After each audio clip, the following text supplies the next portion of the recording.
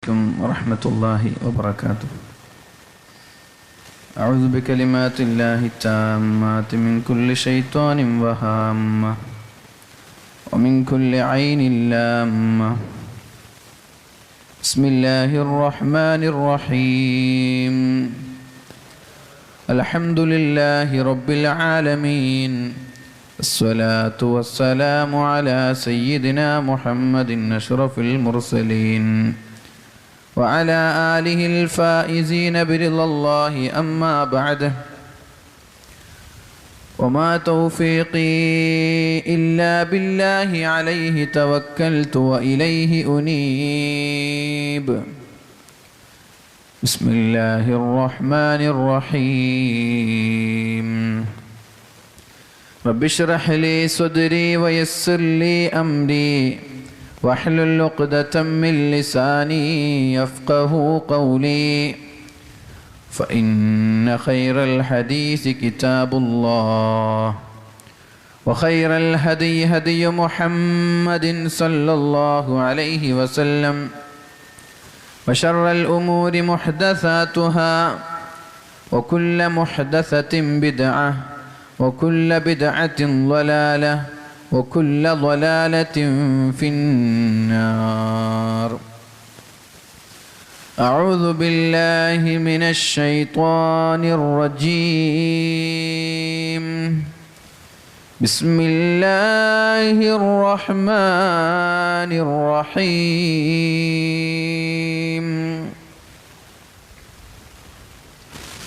يا أيتها النفس المطمئنة ارجعي إلى ربك راضية مرضية فادخلي في عبادي وادخلي جنتي. صدق الله العلي العظيم.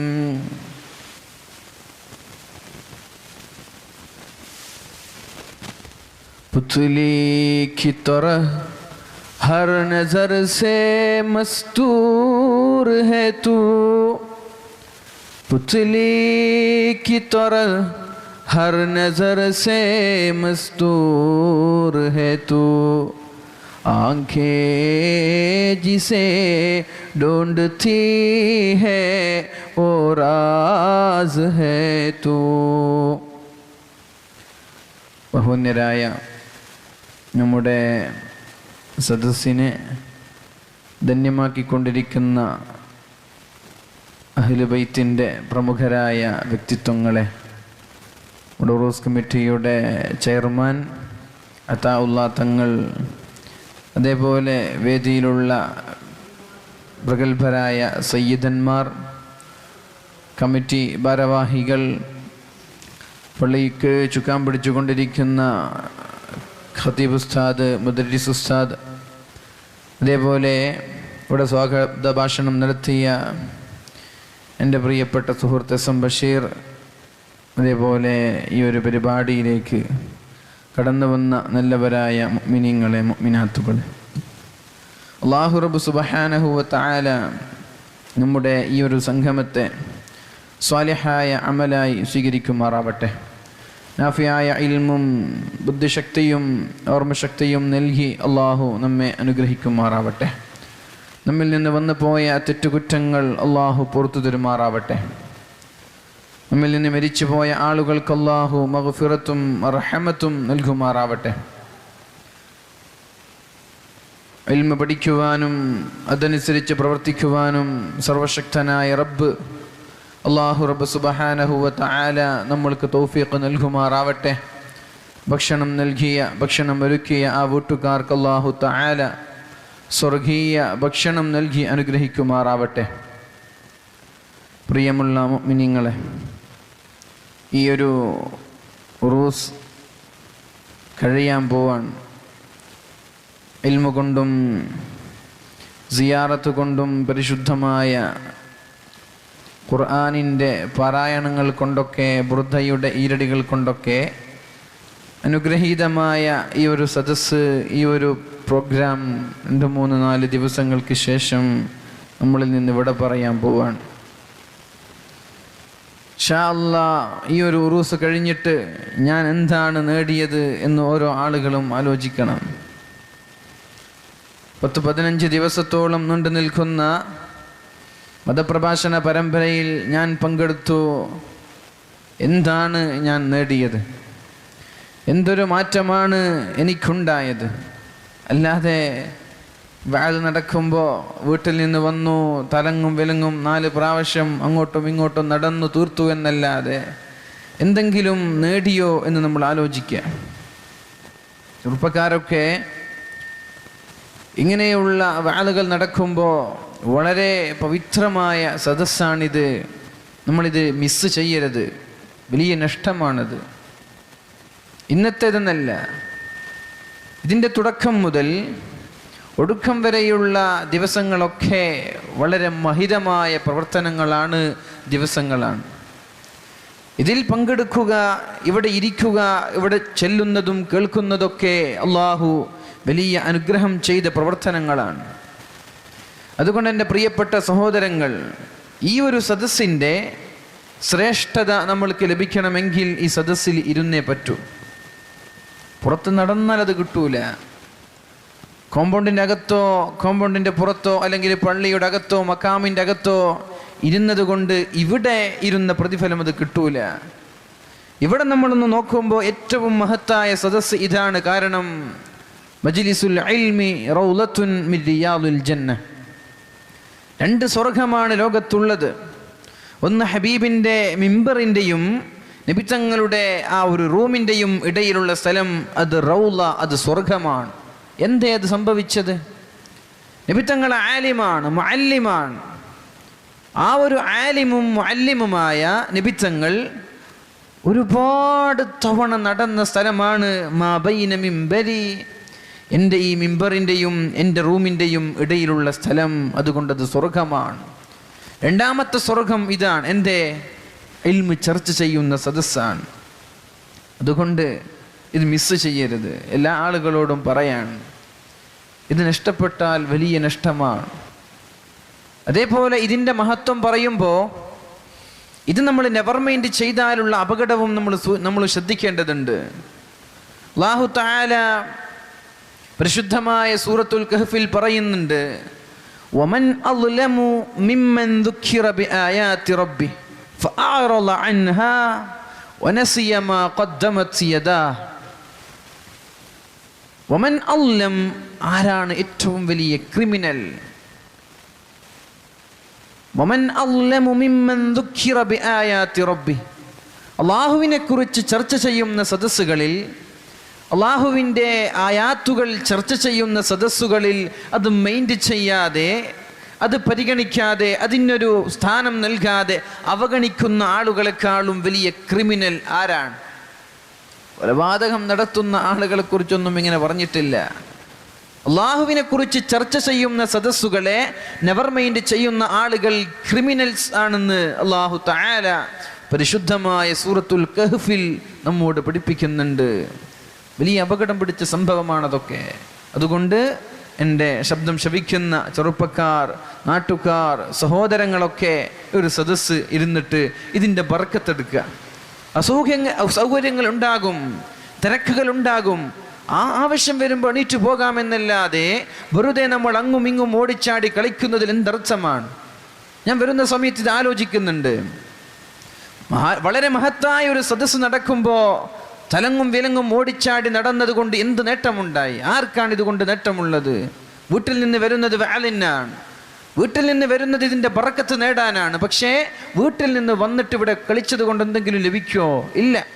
അതുകൊണ്ട് ഈ ഒരു വിഷയം ഇന്നെന്നല്ല, എവിടെ പോയാലും ഈ ഒരു വിഷയത്തിൽ പ്രത്യേകം നമ്മൾ പരിഗണിക്കുക, പ്രത്യേകം ശ്രദ്ധിക്കുക. അള്ളാഹു തൗഫീഖ് ചെയ്യട്ടെ. നമ്മുടെ വിഷയം മനസ്സും മനസ്സമാധാനവും എന്നൊരു വിഷയമാണ്. സമാധാനം നഷ്ടപ്പെട്ടുകൊണ്ടിരിക്കുന്ന ഒരു കാലത്താണ് നമ്മളൊക്കെ ജീവിച്ചു കൊണ്ടിരിക്കുന്നത്, അല്ലേ? ആർക്കാണ് സമാധാനമുള്ളത്? എവിടെയാണ്, ഏത് വീട്ടിലാണ് സന്തോഷവും സമാധാനവും കളിയാടുന്നത്? അങ്ങനെ ഒരു വീടോ അങ്ങനെ ഒരു കുടുംബമോ അങ്ങനെ ഒരു സമൂഹമോ അങ്ങനെ ഒരു ചെറുപ്പക്കാരനെയോ നമ്മൾക്കിന്ന് കാണാനില്ല. എവിടെ നോക്കിയാലും ദുഃഖമാണ്, എവിടെ നോക്കിയാലും ടെൻഷനാണ്. ആ ഒരു സമയത്ത് എന്തുകൊണ്ടാണ് അള്ളാഹു നമ്മൾക്ക് സമാധാനം നൽകുന്നത് എന്നൊരു വിഷയമാണ് നമ്മൾക്കിന്ന് പഠിക്കേണ്ടത്. അള്ളാഹു തൗഫീഖ് ചെയ്യട്ടെ, അള്ളാഹു തൗഫീഖ് ചെയ്യട്ടെ. റസൂലുള്ളാഹി സല്ലല്ലാഹു അലൈഹി വസല്ലം പഠിപ്പിക്കുന്നുണ്ട്, അലാ ഇന്ന ഫിൽ ജസദി മുദ്ഗ, നമ്മുടെ ശരീരത്തിൽ ഒരു ഇറച്ചി കഷ്ണമുണ്ട്, അതാണ് ഹൃദയം. അല്ലേ? എല്ലാവർക്കും ഉണ്ട് ഹൃദയം.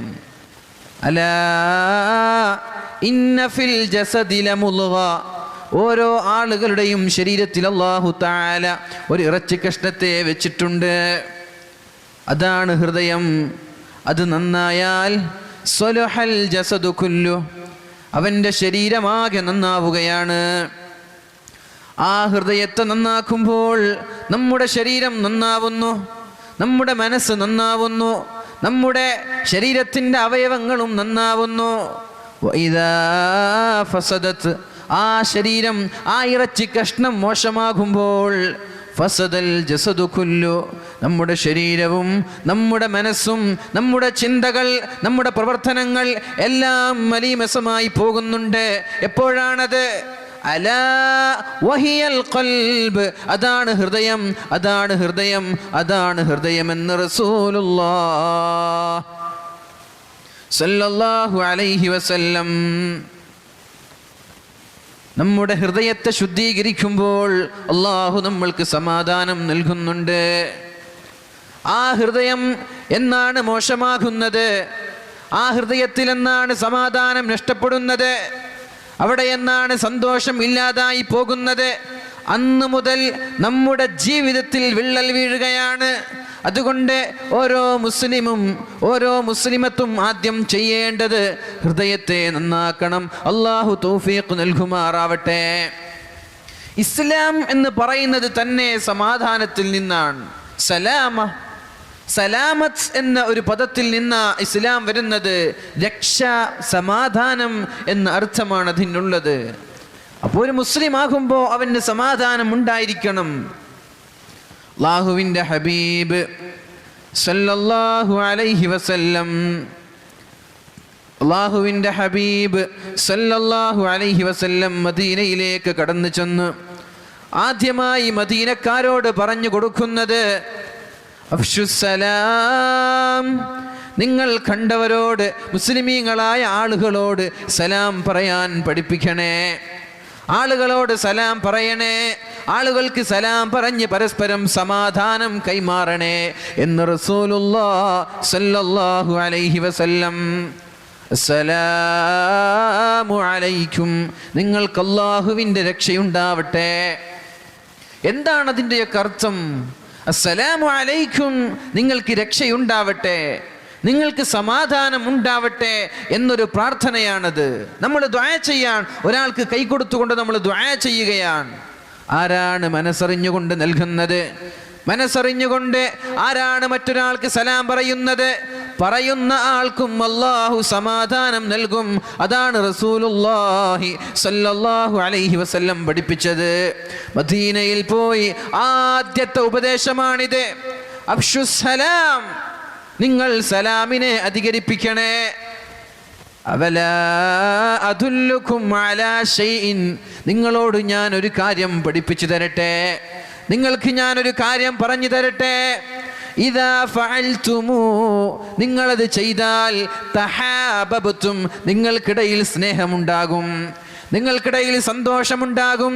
ഭാര്യ ഭർത്താക്കന്മാർക്കിടയിൽ, ഉപ്പയുടെയും മക്കളുടെയും ഇടയിൽ, അധ്യാപകന്റെയും ശിഷ്യന്റെയും ഇടയിൽ, ചങ്ങാതിമാർക്കിടയിൽ, നാട്ടുകാർക്കിടയിൽ, സംഘടനയ്ക്കിടയിൽ, പാർട്ടിക്കിടയിൽ സമാധാനവും സന്തോഷവും രക്ഷയും ഉണ്ടാവാൻ ഞാൻ നിങ്ങൾക്കൊരു ഐഡിയ പറഞ്ഞു തരട്ടെ.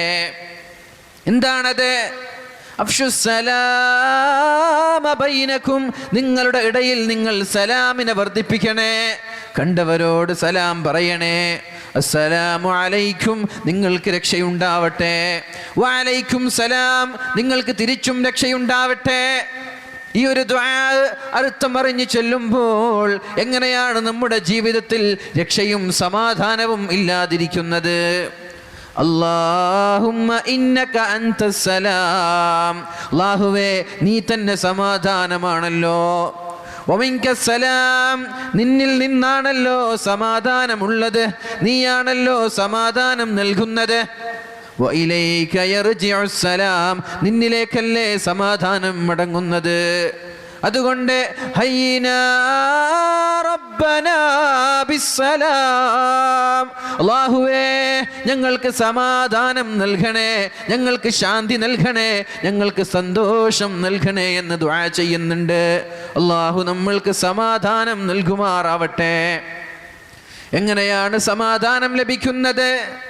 ന ദുനിയാ സേ ന ദൗലത്ത് സേ न दुनिया से न घर आबाद करने से तसल्ली दिल को मिलती है खुदा को याद करने से.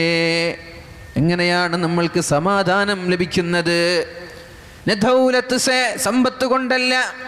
ന ദുനിയാ സേ, ദുനിയാവ് കൊണ്ടല്ല. ഘർ ആബാദ് കർനേ സേ, അമ്പരചുംബിയായ മനോഹരമായ ഹൃദയത്തെ ഹഠാത് ആകർഷിക്കുന്ന വളരെ മനോഹരമായ വീട് നിർമ്മിക്കൽ കൊണ്ടല്ല അല്ലാഹു സമാധാനം നൽകുന്നത്. എങ്ങനെയാണ് സമാധാനം ലഭിക്കുന്നത്? തസല്ലി ദിൽ കോ മിൽത്തി ഹേ, ഹൃദയത്തിന് സമാധാനം ലഭിക്കുന്നത് ഖുദാ കോ യാദ് കർനേ സേ, അല്ലാഹുവിനെ പഠിക്കുമ്പോഴാണ്, അള്ളാഹുവിനെ മനസ്സിലാക്കുമ്പോഴാണ്, അള്ളാഹുവിലേക്ക് മടങ്ങുമ്പോഴാണ്, അള്ളാഹുവിനെ തിരിച്ചറിയുമ്പോഴാണ് അള്ളാഹു മനസ്സിൻ്റെ അകത്തളങ്ങളിൽ സന്തോഷം നൽകുന്നത്. വെറുതെ അത് ലഭിക്കുകയില്ല. സ്ഥാനമാനത്തിന് വേണ്ടി ഓടിയതുകൊണ്ട്, സമ്പത്തിന്റെ പിന്നാലെ ഓടിയതുകൊണ്ട്, സ്റ്റാറ്റസിന്റെ പിന്നാലെ, പ്രസ്റ്റീജിന്റെ പിന്നാലെ, സാമ്പത്തിക മോഹങ്ങൾക്ക് വേണ്ടിയൊക്കെ ഉറക്കം വിളിച്ചുകൊണ്ട് നമ്മൾ ഓടിച്ചാടി നടന്നാൽ അള്ളാഹു സമാധാനം നൽകൂല. സമാധാനം നൽകുന്നത് അള്ളാഹുവിനെ തിരിച്ചറിയുമ്പോഴാണ്.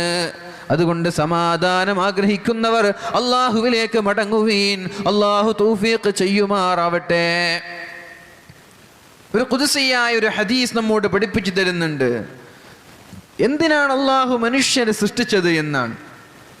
യബ്ന ആദം, ഓ ആദമിന്റെ പുത്ര, ഓ മനുഷ്യ, അള്ളാഹു നിന്നെ സൃഷ്ടിച്ചത് ഖലഖ്തുക ലിൽ ഇബാദ, അള്ളാഹുവിന് വേണ്ടി, അള്ളാഹുവിനെ ആരാധിക്കാനും അള്ളാഹുവിനെ ഭയക്കാനും അള്ളാഹുവിന് വേണ്ടി സാഷ്ടാംഗം ചെയ്യാനുമാണ് അള്ളാഹു നമ്മെ സൃഷ്ടിച്ചത്. ഖലഖ്തുക ലിൽ ഇബാദ. നമ്മുടെ ലക്ഷ്യം എന്താണ്? നമ്മളത് ആലോചിക്കണം. ഞാൻ ചോദിക്കട്ടെ, നമ്മുടെ ലക്ഷ്യം എന്താ? എന്തിനാണ് അള്ളാഹു നമ്മെ പടച്ചത്? എന്തിനാണ്? വെറുതെയാണോ? ഇബ്ന ആദം, ആദമിന്റെ സന്തതി, ഖലഖ്തുക ലിൽ ഇബാദ, നിന്നെ ഞാൻ സൃഷ്ടിച്ചത് എനിക്ക് വേണ്ടി ആരാധിക്കാനാണ്. അള്ളാഹുവിനെ ആരാധിക്കാനും അള്ളാഹുവിന് സാഷ്ടാംഗം ചെയ്യുവാനുമാണ് അള്ളാഹു നമ്മെ സൃഷ്ടിച്ചത്. എല്ലാ പ്രൊഡക്റ്റിനും ഒരു ലക്ഷ്യമുണ്ടെന്ന, ഈ മൈക്ക് നിർമ്മിക്കുമ്പോൾ ഇതിൻ്റെ ലക്ഷ്യം എന്താ? ഈ സ്റ്റാൻഡിൻ്റെ ലക്ഷ്യം എന്താ? കസേരകൾക്ക്, എവറിത്തിങ്, എല്ലാ വസ്തുക്കൾക്കും അതിൻ്റെ പ്രൊഡ്യൂസ് ചെയ്യുന്ന സമയത്തൊരു ലക്ഷ്യം വെക്കുന്നുണ്ട്. ലോകത്തെ ഏറ്റവും വലിയ പ്രൊഡക്റ്റ് നമ്മളാണ്. അത് നമ്മൾ മനസ്സിലാക്കണം. ലോകത്തെ ഏറ്റവും വലിയ മനോഹരമായ സൃഷ്ടി അത് നമ്മളാണ്, മനുഷ്യനാണ്. വലഖദ് കറംനാ ബനി ആദം, ആദമിന്റെ സന്തതികളെ ഞാൻ ബഹുമാനിച്ചിട്ടുണ്ട്. മറ്റുള്ള സകലതിനേക്കാളും അള്ളാഹു ബഹുമാനിച്ചത് മനുഷ്യരെയാണ്. അപ്പൊ ലോകത്തെ ഏറ്റവും വലിയ സൃഷ്ടി, ഏറ്റവും വലിയ പ്രൊഡക്റ്റ് നമ്മളാണ്. ആരാണ് പ്രൊഡ്യൂസർ? അള്ളാഹുവാണ്. എന്താണ് അള്ളാഹുവിന്റെ ലക്ഷ്യം? ലിൽ ഇബാദ, ആരാധിക്കാനാണ്. നമ്മൾ ആരാധിക്കാനാണോ നമ്മുടെ സമയം ചെലവഴിക്കുന്നത്? നമ്മൾ ആലോചിക്കേണ്ട വിഷയമാണ്. അല്ലാഹു പറയുന്നുണ്ട്, ഫലാ തൽഅബ്, അതുകൊണ്ട് നീ കളിച്ച് തീർക്കല്ല നിന്റെ ജീവിതം, എൻജോയ് ചെയ്ത് ലാവിഷായി അടിച്ചു പൊളിക്കല്ല. ഫലാ തൽഅബ്, കളിച്ചു തീർക്കാനുള്ളതല്ല, അടിച്ച് ചിരിച്ച് പൊളിച്ചു തീർക്കാനുള്ളതല്ല. ഇത് ആരാധിക്കാൻ വേണ്ടി അള്ളാഹു നമ്മെ സൃഷ്ടിച്ചിട്ടുണ്ട്. അതുകൊണ്ട് അള്ളാഹുവിലേക്ക് മടങ്ങണേ. വഖസംതു ലക റിസ്ഖക, നിനക്ക് വേണ്ട ഭക്ഷണം ഞാൻ കണക്കാക്കി തന്നിട്ടുണ്ട്. നിനക്ക് എന്തൊക്കെ വേണം, നീ എവിടൊക്കെ പോകുന്നുണ്ട്, എന്താണ് നിന്റെ ജോലി, എപ്പോഴാണ് നീ മരിക്കുന്നത്, ഏതാണ് നിന്റെ ഭാര്യ, ഏതാണ് നിന്റെ മക്കളെന്ന് അള്ളാഹു നമ്മൾക്ക് നിശ്ചയിച്ചു തന്നിട്ടുണ്ട്. നിന്റെ ഭക്ഷണം ഞാൻ നിനക്ക് കണക്കാക്കി നിശ്ചയിച്ചു തന്നിട്ടുണ്ട്. അതുകൊണ്ട് നീ ക്ഷീണിക്കണ്ട. സമ്പത്തിന് വേണ്ടി, ധനത്തിന് വേണ്ടി ഓടിച്ചാടി നടന്നിട്ട് നീ ക്ഷീണിക്കണ്ട. എന്തിനാണ് റിസ്ക് എടുക്കുന്നത്, എന്തിനാണ് നീ ടയർഡ് ആവുന്നത്? അതിൻ്റെ ആവശ്യമില്ല. നിനക്കൊരു കണക്ക് അല്ലാഹു വെച്ചിട്ടുണ്ട്, അത് നിനക്ക് കിട്ടുക തന്നെ ചെയ്യും. അത് ആര് ശ്രമിച്ചാലും ആരതിനെ തടഞ്ഞാലും അല്ലാഹു കണക്കാക്കിയത് നമ്മൾക്ക് ലഭിക്കും എന്നൊരു വിശ്വാസം നമ്മൾക്കുണ്ടാവുക. വൈ മീ എന്നൊരു ചോദ്യം വളരെ പ്രശസ്തമാണ്. ആർതർ ആഷ് എന്ന് പറയുന്ന നമ്മുടെ വിഷയവുമായി ബന്ധപ്പെട്ട കാര്യമായതുകൊണ്ട് പറയാം. ആർതർ ആഷ് എന്ന് പറയുന്നൊരു ടെന്നീസ് പ്ലെയർ ഉണ്ട്. മാരകമായ രോഗമേറ്റിട്ട് കിടക്കുകയാണ്. 1973 തോന്നുന്നു വിംബിൾഡണിലൊക്കെ ഫസ്റ്റ് റാങ്ക് വാങ്ങിച്ചൊരു ടെന്നീസ് കളിക്കാരനാണ്. അദ്ദേഹത്തിന് അസുഖം ബാധിച്ചു, മാരകമായ അസുഖമാണത്. എന്നിട്ട് കളിക്കാനോ കളിക്കളത്തിൽ ഇറങ്ങാനോ സാധിക്കാത്തൊരു സമയത്ത് അദ്ദേഹത്തിൻ്റെ ഒരു ആരാധകൻ എഴുതുന്ന ഒരു എഴുത്തുണ്ട്, why does God select you? എന്തിനാണ് റബ്ബ്, എന്തിനാണ് ദൈവം ഈ ഒരു സച്ച് എ ബാഡ് ഡിസീസ്, മോശമായൊരു രോഗത്തിന് നിങ്ങളെ അള്ളാഹു സെലക്ട് ചെയ്തത്? വളരെ പ്രസക്തമായൊരു ചോദ്യമാണ്. എത്ര ആളുകളുണ്ട് ഇവിടെ, ലോകത്ത് എത്ര ആളുകളുണ്ട്? എന്തിനാണ് ദൈവം ഇങ്ങനെ ഒരു മോശമായൊരു രോഗത്തിന് നിങ്ങളെ സെലക്ട് ചെയ്തത്? നിങ്ങളുടെ കളി കാണാൻ എത്ര ആളുകളാ കാത്തിരിക്കുന്നത്? ചില ആളുകളുടെ കളി കാണുമ്പോൾ കവികൾക്ക് കവിതകൾ വിരിയുന്നുണ്ടെന്നാ. Why does God select to use such a bad disease? എന്തിനാണിത് എന്നൊരു ചോദ്യം ഒരു ആരാധകൻ ചോദിക്കുമ്പോഴാ ആർതർ ആഷ് എന്ന് പറയുന്ന ആ ഒരു അമേരിക്കക്കാരനായ ടെന്നീസ് പ്ലെയർ മറുപടി കൊടുക്കുന്നത്. ഞാൻ ഒരുപാട് ഗ്രാൻഡ് സ്ലാം അവാർഡുകൾ വാങ്ങിയ ആളാണ്. എത്രയോ മത്സരങ്ങളിൽ ആയിരക്കണക്കിന് പതിനായിരക്കണക്കിന് ആളുകളെ പരാജയപ്പെടുത്തിയിട്ട ഞാൻ വേൾഡ് നമ്പർ 1 ഫസ്റ്റ് റാങ്ക് വാങ്ങിച്ചത്. 1ാം റാങ്ക് ഞാൻ വാങ്ങിക്കുമ്പോൾ 2ാം റാങ്കിലുള്ള ആളെ തോൽപ്പിച്ചിട്ടാണ് ഞാനിത് കരസ്ഥമാക്കിയത്. പക്ഷേ അള്ളാഹു ദൈവം എനിക്ക് ഈ ഒരു വിക്ടറി, ഈ ഒരു വിജയം നൽകിയപ്പോൾ ഞാൻ അള്ളാഹുവിനോടോ ദൈവത്തിനോട് ചോദിച്ചിട്ടില്ല, ഗോഡ് വൈ മീ, എന്തിന് എന്നെ മാത്രം ഈ ഒരു സന്തോഷത്തിന് സെലക്ട് ചെയ്തു? നമ്മൾ പഠിക്കേണ്ട വിഷയമാണിത്. നമ്മൾക്ക് സന്തോഷമുണ്ടാകുമ്പോൾ നമ്മൾ ചോദിക്കാറില്ല, ദൈവമേ, അല്ലാഹുവേ, എന്തിനാണ് നീ എനിക്കിത് തന്നത്? എത്ര ആളുകളുണ്ട്, അയൽവാസിയുണ്ട്, കുടുംബക്കാരുണ്ട്, നാട്ടുകാരുണ്ട്, അവർക്കൊന്നും കൊടുക്കാത്ത സന്തോഷം നീ എനിക്ക് എന്തിന് റബ്ബേ തന്നു? ചോദിച്ചിട്ടുണ്ടോ? നമ്മളൊരു വണ്ടി വാങ്ങി, ഗോഡ് വൈ മീ, എന്തിനാണ് റബ്ബേ എനിക്ക് നീ കാറ് തന്നത്? അയൽവാസിക്ക് കാറില്ലല്ലോ, ചോദിക്കാറുണ്ടോ? ഇല്ല. ഒരു ബുള്ളറ്റ് വാങ്ങിച്ചു ചെറുപ്പക്കാരൻ, നീ ചോദിച്ചോ, ഗോഡ് വൈ മീ, എന്തിനെന്നെ സെലക്ട് ചെയ്തു? അപ്പുറത്തുള്ള എൻ്റെ ചങ്ങാതിക്ക് ബൈക്ക് കിട്ടിയിട്ടില്ലല്ലോ. iPhone 7 വാങ്ങിച്ചു, ചോദിച്ചോ, എന്ത് റബ്ബേ എനിക്ക് മാത്രം തന്നു എന്ന്? ഇല്ല. സന്തോഷമുണ്ടാകുമ്പോൾ നമ്മളങ്ങനെ ചോദിക്കാറില്ല. എനിക്കൊരു ക്യാൻസർ രോഗം ബാധിക്കുമ്പോൾ ചോദിക്കുകയാണ്, റബ്ബേ എന്തിനെന്നെ മാത്രം സെലക്ട് ചെയ്തു? എൻ്റെ ബിസിനസ്, കച്ചവടം, സാമ്രാജ്യങ്ങൾ തകർന്ന് തരിപ്പണമാകുമ്പോൾ ഓരോ ആളുകളും അള്ളാഹുവിനോട് ചോദിക്കാൻ തുടങ്ങി, അള്ളാഹുവേ, എന്തിനാണ് എന്നെ മാത്രം ഈ ഒരു രോഗത്തിന് സെലക്ട് ചെയ്തത്? ഈ ഒരു അപകടത്തിന് എന്നെ മാത്രം സെലക്ട് ചെയ്തത് എന്തുകൊണ്ട്? എന്നെ മാത്രമാണോ കാണുന്നത്? ഞാൻ മാത്രമാണല്ലോ അനുഭവിക്കേണ്ടത്.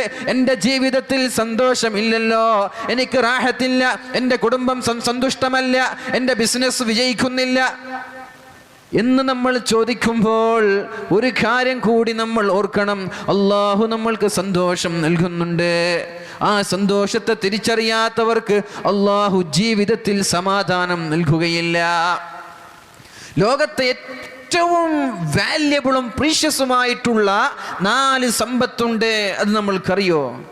4 സമ്പത്താണ് ഏറ്റവും പ്രീഷ്യസ് വൺ. വിലപിടിപ്പുള്ളത് 4 എണ്ണമാണ്. നമ്മുടെ കാറിനേക്കാളും വീടിനേക്കാളൊക്കെ ഉത്തമം ഈ 4 എണ്ണമാണ്. ആർക്കാണ് ഇത് 4 എണ്ണം ലഭിച്ചത്? അവൻ ഭാഗ്യവാനാണ്, അവനാണ് സന്തുഷ്ടൻ. ആരാണ് ആ 4 കാര്യം? റസൂലുള്ളാഹി സ്വല്ലല്ലാഹു അലൈഹി വസല്ലം നമ്മോട് പഠിപ്പിക്കുന്നുണ്ട്. ഖൽബുൻ ഷാകിർ ഒരു സന്തോഷമുണ്ടാകുമ്പോൾ, ഒരു ആനന്ദമുണ്ടാകുമ്പോൾ, എന്തെങ്കിലും അനുഗ്രഹങ്ങൾ ലഭിക്കുമ്പോൾ അൽഹംദുലില്ലാഹ്, അല്ലാഹുവേ സർവസ്തുതിയും നിനക്കാണ് എന്ന് പറയാൻ പറ്റുന്ന ആളുകൾ നമ്മുടെ കൂട്ടത്തിലുണ്ടോ? കാലിലുള്ള ഒരു പാദസരം നഷ്ടപ്പെട്ടു പോയി. വീട്ടിലെത്തി തെരഞ്ഞു നോക്കുമ്പോഴാണ് പാദസരം കാണുന്നില്ല. സ്കൂളിൽ നിന്ന് വന്ന പെൺകുട്ടിയാണ്. ആ പെണ്ണ് അല്ലാഹുവിനോട് ചോദിച്ചു, റബ്ബേ എന്നെ മാത്രം എന്തിനിത് നൽകി, എനിക്ക് മാത്രം എന്തിനിത് നൽകി എന്നാ പെൺകുട്ടി ചോദിച്ചു. പക്ഷേ 2 ദിവസം കഴിയുമ്പോഴാണ് പെൺകുട്ടിക്ക് പാദസരം തിരിച്ചു ലഭിക്കുന്നത്. പെൺകുട്ടി തിരിച്ച് അൽഹംദുലില്ലാഹ്, സർവസ്തുതിയും നിനക്കാണ് റബ്ബേ എന്ന് പറഞ്ഞിട്ടില്ല. ശുക്ർ ചെയ്യുന്ന, സന്തോഷങ്ങൾ ഉണ്ടാകുമ്പോൾ, ആഹ്ലാദങ്ങൾ ഉണ്ടാകുമ്പോൾ, സന്തുഷ്ടമായ കാര്യങ്ങൾ സംഭവിക്കുമ്പോൾ അള്ളാഹുവിന് ശുക്ർ ചെയ്യുന്ന ഹൃദയം ഒരാൾക്കുണ്ടായാൽ അയാൾ ഭാഗ്യവാനാണ് എന്ന് റസൂലുള്ളാഹ്. നമ്മൾക്ക് അങ്ങനെ ഉണ്ടോ? അതാണല്ലോ മുഅ്മിൻ. ഇൻ അസ്വാബത്തുഹു ളറാഉ സബർ. മുഅ്മിൻ എന്ന് പറഞ്ഞാൽ മുഅ്മിനിനൊരു വിഷമം സംഭവിക്കുമ്പോൾ അയാൾ, പടച്ചവനെ നീ തന്നതാണല്ലോ, ഞാൻ സ്വീകരിക്കുകയാണ്, എനിക്കതുകൊണ്ട് കുഴപ്പമില്ല, എനിക്കതുകൊണ്ട് വിഷമമില്ല എന്ന് പറയുന്നവനാ മുഅ്മിൻ. ഇന്ന സ്വാബത്തുഹു സറാ. സന്തോഷം ലഭിക്കുമ്പോൾ, ആനന്ദം ലഭിക്കുമ്പോൾ, ആഹ്ലാദം ലഭിക്കുമ്പോൾ, സമ്മാനങ്ങളുടെ പെരുമഴ ലഭിക്കുമ്പോൾ അൽഹംദുലില്ലാഹ്, അല്ലാഹുവേ സർവസ്തുതിയും നിനക്കാണെന്ന് പറയാൻ പറ്റുന്നവനാണ് മുഅ്മിൻ. അല്ലാത്തവരൊക്കെ മുഅ്മിനല്ല. ഇന്ന സ്വാബത്തുഹു സറാഉ ശകർ. സന്തോഷമുണ്ടാകുമ്പോ ആരാണ് അൽഹംദുലില്ലാഹ് എന്ന് പറയുന്നത്? അവനാണ് മുഅ്മിൻ. നേരത്തെ പറഞ്ഞു ഖൽബുൻ ഷാകിർ, ശുക്ർ ചെയ്യുന്ന ഹൃദയം 1. 2 വബദനുൻ സാബിർ, ക്ഷമിക്കാൻ കഴിയുന്ന ഹൃദയം. നേരത്തെ അയാൾ ചോദിച്ചതുപോലെ ഗോഡ് വൈ മീ എന്ന് ചോദിക്കാതെ, അല്ലാഹുവേ എന്തിനെന്നെ മാത്രം സെലക്ട് ചെയ്തു, എനിക്ക് മാത്രം എൻ്റെ പ്രയാസം, എൻ്റെ മകൻ മാത്രം എന്തേ മരിച്ചുപോയി, എൻ്റെ ഭാര്യയ്ക്ക് എന്തേ സ്വഭാവ ശുദ്ധിയില്ലാത്തത്, എൻ്റെ കച്ചവടം എന്തേ ഫലഭൂയിഷ്ടമാവാത്തത്, എൻ്റെ വാഹനത്തിനെന്തേ ഇത്ര പ്രശ്നങ്ങൾ എന്ന് ചിന്തിക്കാതെ, അല്ലാഹുവേ ഇത് എല്ലാ ആളുകൾക്കും കൊടുക്കുന്നതാണല്ലോ എന്ന് ചിന്തിച്ചു വബദനു സാബിർ, ക്ഷമിക്കുന്ന ഹൃദയം ആർക്കാണുള്ളത്? അവനും വിജയിയാണ്, അവൻ സന്തുഷ്ടനാണ്, അവൻ സമാധാനിയാണ്, അവന് സമാധാനം ലഭിക്കും, ടെൻഷൻ ഉണ്ടാവൂല. ടെൻഷൻ ജീവിതത്തിൽ ഇല്ലാതിരിക്കാനായി കാര്യങ്ങളൊക്കെ പറഞ്ഞു തരുന്നത്. 1 ഖൽബുൻ ഷാകിർ, 2 ബദനുൻ സാബിർ, ക്ഷമിക്കുന്ന ഹൃദയം. ഇന്ന സ്വാബത്തുഹു ലറാ സബർ, ക്ഷമിക്കുന്ന ആളാണ്. 3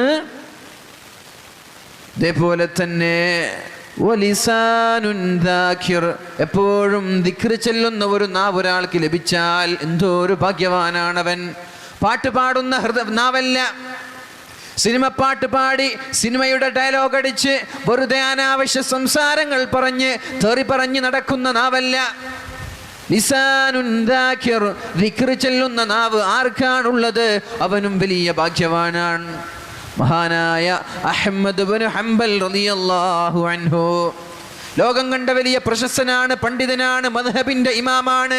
ആർക്കാണ് പരിചയമില്ലാത്തത്? അദ്ദേഹം ഒരു വഴിയിലൂടെ യാത്ര ചെയ്ത് രാത്രി ഒന്ന് പള്ളിയിൽ താമസിക്കണമെന്ന് തോന്നിയപ്പോൾ പള്ളിയുടെ അകത്ത് കയറി ഉറങ്ങാൻ കിടക്കുകയാണ്. അപ്പോഴാണ് ഒരു വാച്ച്മാൻ വന്നുകൊണ്ട് അഹ്മദ് ഇബ്നു ഹംബൽ റളിയല്ലാഹു അൻഹുവിനോട് ചോദിക്കുന്നത്, എന്താണ് ഇവിടെ, നിങ്ങൾ ആരാണ്, എന്തിനാണ് ഇവിടെ കിടക്കുന്നത്? ഞാനൊരു വഴിപ്പോക്കനാണ്, ഞാൻ പള്ളിയിലൊന്ന് ഉറങ്ങാൻ, വഴിപ്പോക്കരായ ആളുകൾക്ക് പള്ളിയല്ലേ താമസിക്കാനുള്ളത്, അതുകൊണ്ട് ഞാനൊന്ന് പള്ളിയിൽ ഉറങ്ങട്ടെ എന്ന് ചോദിക്കുമ്പോഴാ ആ ഹാരിസ്, ആ കാവൽക്കാരൻ പറഞ്ഞത് പറ്റൂല, പള്ളിയുടെ അകത്തുറങ്ങാനുള്ള പെർമിഷൻ ഇല്ല, അതുകൊണ്ട് പുറത്തു പോവണം.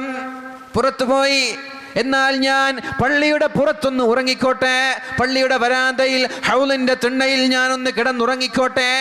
പറ്റൂല, പറ്റൂല. വീണ്ടും വന്നു കാവൽക്കാരൻ, ക്രൂരനായ മനസ്സുള്ള, ഹൃദയത്തിൽ കരുണയില്ലാതെ, ഹൃദയത്തിൽ കാരുണ്യമില്ലാതെ, ഹൃദയത്തിൽ കണ്ണിൽ ചോരയില്ലാത്ത കാവൽക്കാരൻ. ആ പണ്ഡിതനാണെന്ന് തിരിച്ചറിയാതെ ലോകം കണ്ട ഏറ്റവും വലിയ മഹാനായ പണ്ഡിതൻ അഹ്മദ് ഇബ്നു ഹംബൽ റളിയല്ലാഹു അൻഹുവിന്റെ 2 കൈകളെയും വലിച്ചുകൊണ്ട് പള്ളിയിൽ നിന്ന് പുറത്തേക്ക് കൊണ്ടുപോവുകയാണ്. റോഡിലേക്ക് വലിച്ചെറിഞ്ഞു പണ്ഡിതനാണ്, നോക്കണം നമ്മൾ. അദ്ദേഹത്തിന് വേണമെങ്കിൽ ഒരു വാക്ക് പറയാം, ഞാനാണ് അഹ്മദ് ബിൻ ഹംബൽ എന്ന്. അഹ്മദ് ബിൻ ഹംബൽ പണ്ഡിതന്മാരെ ആളുകൾക്ക് പേരറിയാം. പക്ഷേ ഇന്നത്തെ പോലെ ഫോട്ടോകൾ കൈമാറുന്ന കാലമല്ലയത്, വീഡിയോകളുള്ള കാലമല്ലയത്, ഫോട്ടോകൾ പത്രങ്ങളിലൂടെ മാഗസിനിലൂടെ ചർച്ചയാവുന്ന കാലമല്ലയത്. അവരുടെ കിതാബുകൾ അറിയാം, അവരെ കുറിച്ച് കേട്ടിട്ടുണ്ട്, മുഖം തിരിച്ചറിയൂല. അങ്ങനെയുള്ള മഹാനായ അഹ്മദ് ബിൻ ഹംബൽ റളിയല്ലാഹു അൻഹുവിനെ റോഡിലേക്ക് വലിച്ചിടുകയാണ്. യാ അല്ലാഹ്! ഇത് കണ്ടപ്പോ തൊട്ടപ്പുറത്തൊരു കുക്കിംഗ് ചെയ്യുന്ന ഒരു കുക്കുണ്ട്, ഒരു പാചകക്കാരനുണ്ട്. അദ്ദേഹത്തിന് ഒരു കരുണയുള്ള ഹൃദയമാണ്, ഹൃദയത്തിൽ ചെറിയ ഒരു കാരുണ്യമുള്ള മനുഷ്യനാണ്. അദ്ദേഹം ഓടിച്ചെന്നു വിളിച്ചു, നിങ്ങളുടെ പ്രശ്നം എന്താ?